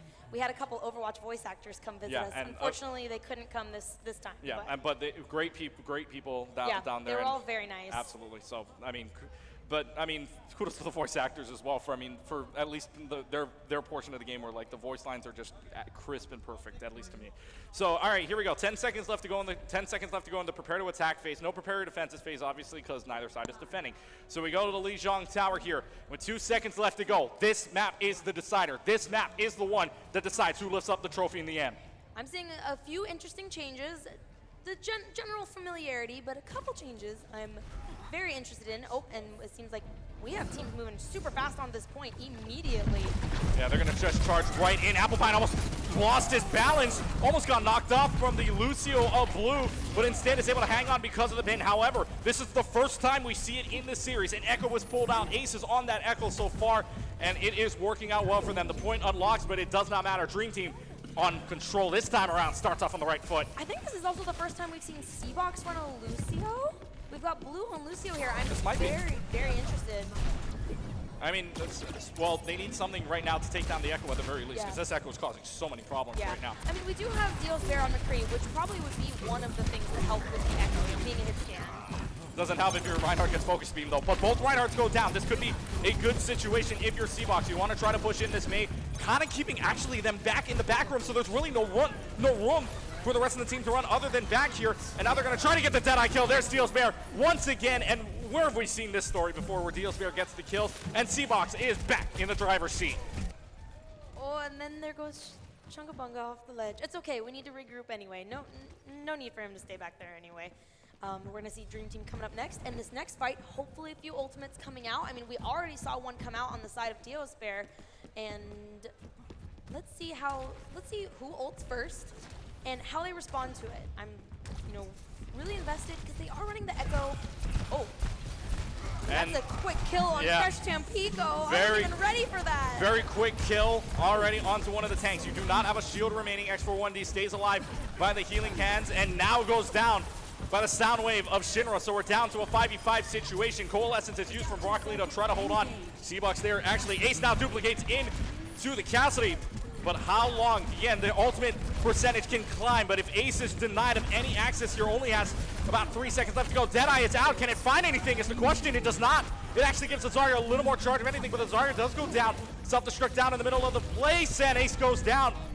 But it still might be enough. X41D, though, trying to deny access. And he absolutely does. C-Box stays in the driver's seat at 62% and investing the Blizzard. Investing the Blizzard. I would have loved to have seen them maybe use that to engage next fight rather than using it at the end. I was actually really liking how they were running the Echo without a Mercy, but it seemed to be working for them at least. So we got a little aggression happen already. Yeah, I mean, look at this Reaper already playing so far up, but it allows you, I mean, you have that Zarya bubble, obviously, from Applepine. Gives you a little bit more space to run in as the Reaper before you got a Wraith form array, and actually gives the Zarya a little more power, but it does not matter here. Dream Team's already got 3 kills simultaneously, and Ace is just going to dash away. And Dream Team, that was a beautiful shatter from him, and Dream Team able to bring it back, but one fight territory at this point, because C-Box is already at 97%. True. Now, if C-Box does not flip the point, we might see 2 or 3 more fights. But if C-Box flips it, that's pretty much going to be the end of this specific map, round? Specific round. We still got, Round. of course, another one to go. But I mean, 97%. I mean, just we've seen teams do this before, right? Where they've had it in their hands at 97, 98, 99%. And it gets flipped. But then it gets flipped, And and it all of a never sudden, flips back. And it never flips back, absolutely. So let's see if it does flip back in the favor of C-Box, or if Dream Team is able to hold on. It's a little bit, again, we've seen this before, slow push coming in, and it's really not dealing any damage for the team that is slowing in. Instead, Dealsbear is so aggressive. right, and look, Chungabuga is very aggressive here, and Dealsbear just trying to fight this Cassidy one-on-one. Is it going to work out in their favor? It does not. Cassidy gets the better of a sound barrier from Shinra, actually saves the rest of the team that gets caught up inside of a Graviton Surge. But for how long is the question? Down to a 5v5 situation. The Blizzard is out to catch them there, and now is a pin. That gets rid of the Zarya. That's huge for them. They can just try to turn around here, and really nothing doing from him. 85% enrolling now. You have the Deadeye coming out, but the Deadeye gets King. However, the Dragon Blade slash dash hack away. He said, no, no, no, cowboy. He said no, Taste no, no. my blade. And yep, absolutely. So right now it's just a frenzy on the point. The Lucio might go down here. Lucio's doing an excellent job of staying alive. That sound barrier could be huge as Blue keeps them inside of this. 99 to 97%, the closest it's been. And the self-destruct gets knocked off the map. The self-destruct gets knocked off the map along with the Diva. By the way, one of the first environmental kills we've seen. The Death Blossom goes. Dream Team is running out the clock. The only person that can get on there is the Cassidy. Nobody else can get there, and Dream Team 100% away from lifting up the cup. Everyone on Dream Team, give Chungabunga like a big pat on the back for getting rid of that Diva Bomb. I mean, granted, the Diva Bomb might have not got anybody, but in an enclosed space like that, it can be way more dangerous, because if you're not standing next to a door to like duck out of view, you know, it could be the end. No shield, no map geometry to hide against. You could just be dead. Yeah, and obviously it worked out, especially with that whole hog. That might have been the clutchest moment of the Dream Team's run right here, because that saves them the game right there, at least in my opinion. You give yourself a chance to win out that fight without a self-destruct, without a Diva remeching in, knocking them off the map. That was huge. Yeah, something I also do really like, so Deospare, we know, very aggressive, likes to flank. It does seem that Dream Team is trying to meet him, not letting him run around and do whatever he wants.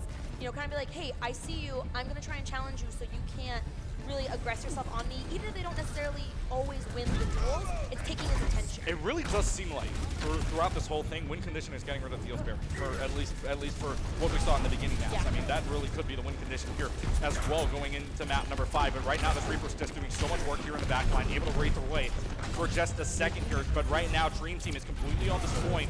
Really nothing C-Box can do otherwise but a Reaper battle, the mirror battle won by the Reaper from X41Z in the end, but both Reapers going down. Dream Team, however, able to knock C-Box off of the side. And that allows them to get percentage to start.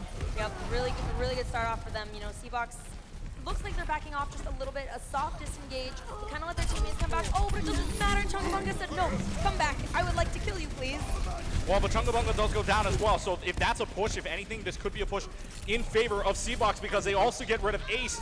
But I don't know, because now the Orisa goes down from Lena, so this is really a scrappy fight. Honestly, you might just want to reset at this point. There's 3 people on point, though. Could they possibly take advantage of that? I don't know. Oh, I mean, a little bit less than 3 now. We'll see what happens here. And there's the health pack that comes back up. He's going to have to run away already, and that health pack just came in at a perfect time. But right now, I mean, C-Box is in just so much trouble right now. Yeah, maybe a regroup is what's needed. You know, maybe they let that fight go a little bit too long. You know, they thought, oh, maybe we could still push it, still win, and instead it's just, you know, Dream Team is halfway to winning this point.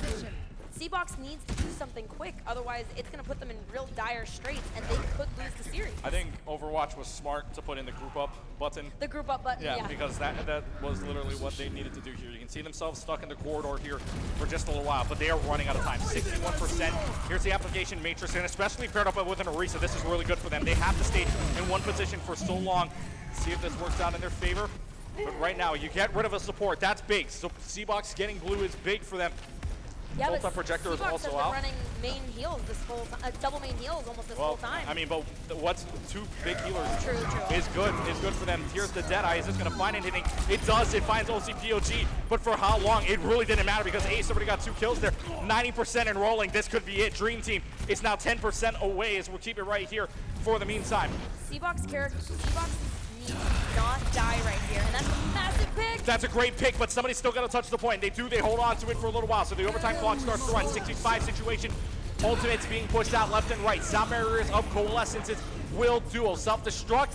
Doesn't find anything so far, but, or actually it was just the team just moving up. Now is the self-destruct time. Will this find anything? Shields up, and it finds Shinra. But again, the scrappiest fight ever. Dream Team in favor, 3-2 right now. Need to make sure they stay on this point. And nobody else can stay in time. The overtime clock will start to run out. The only person left is the Genji, who dies. And ladies and gentlemen, for the first championship, it is the Dream Team that wins it in a 3-2 final series. GG. Oh my gosh. I mean, I was hoping for C-Box to win that round so we can go to a third map. But, you know, I just like longer matches because it gets me hype. But, wow, what a series. What a series. What a series overall. Again, everybody on the edge of their seats for that last map. Obviously, 100 to 97 in point number 1. Then you come down to basically, 130 almost in map number 2. I mean, really, Dream Team just kind of turned the switch a little bit. And you saw that early on, right, where Busan came in and it was completely C-Boxes, 2-0 in favor of C-Box. And then come to this control point, and you think C-Box has the advantage. They had that map on lock and key. Absolutely. I mean, Market was a little bit more back and forth. Right, absolutely. We did see that, but once they got planted in control center, I really think maybe C-Box maybe they let the time get to their head a little bit. They tried to push too often without really giving them time to group up. But wow, we saw some really amazing plays. You know, Dio's Bear going in there, getting kills, and then, you know, we saw a little bit of Reaper duels on the outside, which went either way, either time. And some amazing off-tank play, if I do say so myself as well. And I mean, a great finish overall. You could not have asked. Again, if you're watching this on twitch.tv/highschoolgg, this is day 1 of 3 for us coming up today, tomorrow, and Wednesday, of course. Tomorrow, we're down at Downey for their championship, and of course, we go on to the Compton District for their championship on Wednesday. If this is day 1 out of day 3, this road trip for us is going to be so exciting. Very exciting. And I basically loved what I got to see out there today, because again, we mentioned before, lots of times these tournaments just go like a 3-0, and this was down to the wire, 2 versus 2. Basically, like, this is what I want when I see an Overwatch tournament. I want teams basically fighting for their lives. Guys, you know, why to not really take home that championship. And probably a lot of people on these teams are friends. Yeah. You know, hopefully not any new enemies. Obviously, and it was a joke there in the meantime. It was obviously a joke, but I mean, I heard some of them call traitors and all that. Oh, so I mean, no. but within the same school. But obviously, when we get down to it, I mean, maybe next We're year all a we get more team. schools. Maybe we get more schools in here, and maybe we get an even bigger We championship can merge next time. them together We can and fight the enemy with Yeah, them. obviously we can merge them together, fight the real enemy. But overall, in the end here, it is C-Box that finishes up their season with a grand total of a 5-2 record. Whereas Dream Team keeps perfection and wins out in the league and, of course, in the championship overall with a record of 7-0. So, in the end, it is perfection that keeps in place. But right now, as it stands, I mean, a great job to both teams right now, and they've got it going. So, we will see them next year, obviously. But right now, let's go down to Alan, and we've got the rest of the crew down there. So, Alan, take it away with the trophy presentation. Hello, everybody, again. Was that exciting or what? For those of you who are new to esports, I hope you really enjoyed it. This is a future of not only for districts, but this is going to be a professional sport where you're going to see this. It's already on ESPN, but the crowds are getting bigger and bigger. Esports is here to stay. So, it's my pleasure, of course, to bring up the district representatives. Where's going up? 2 amazing teams fought it out for 6 weeks.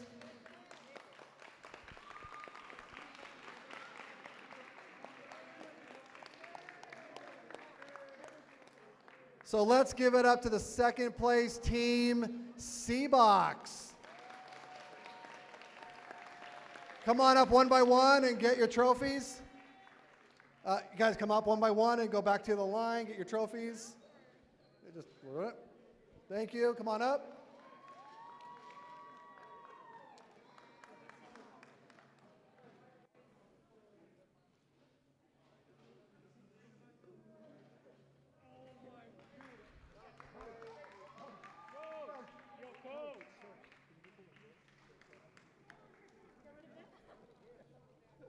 Excellent. Again, Seabox, congratulations. Hard fought. Going into 5 maps. That's great. Do you want to stand up in front of the thing? That'd be great. And your winner of the 2021 Bassett Unified School District High School Esports Championship, the Dream Team.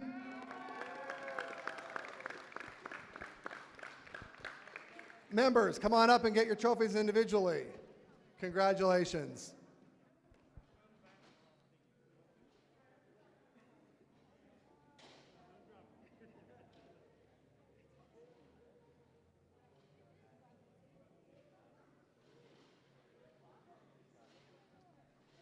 Coach, Coach, come get your trophy.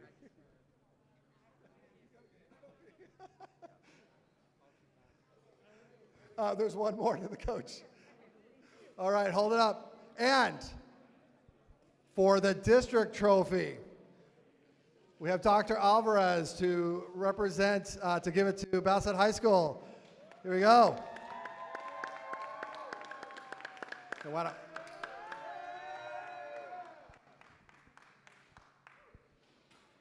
Now we're going to take photos. Thank you again for everyone coming out. We hope you had a great time. Thank you, casters. As always, amazing.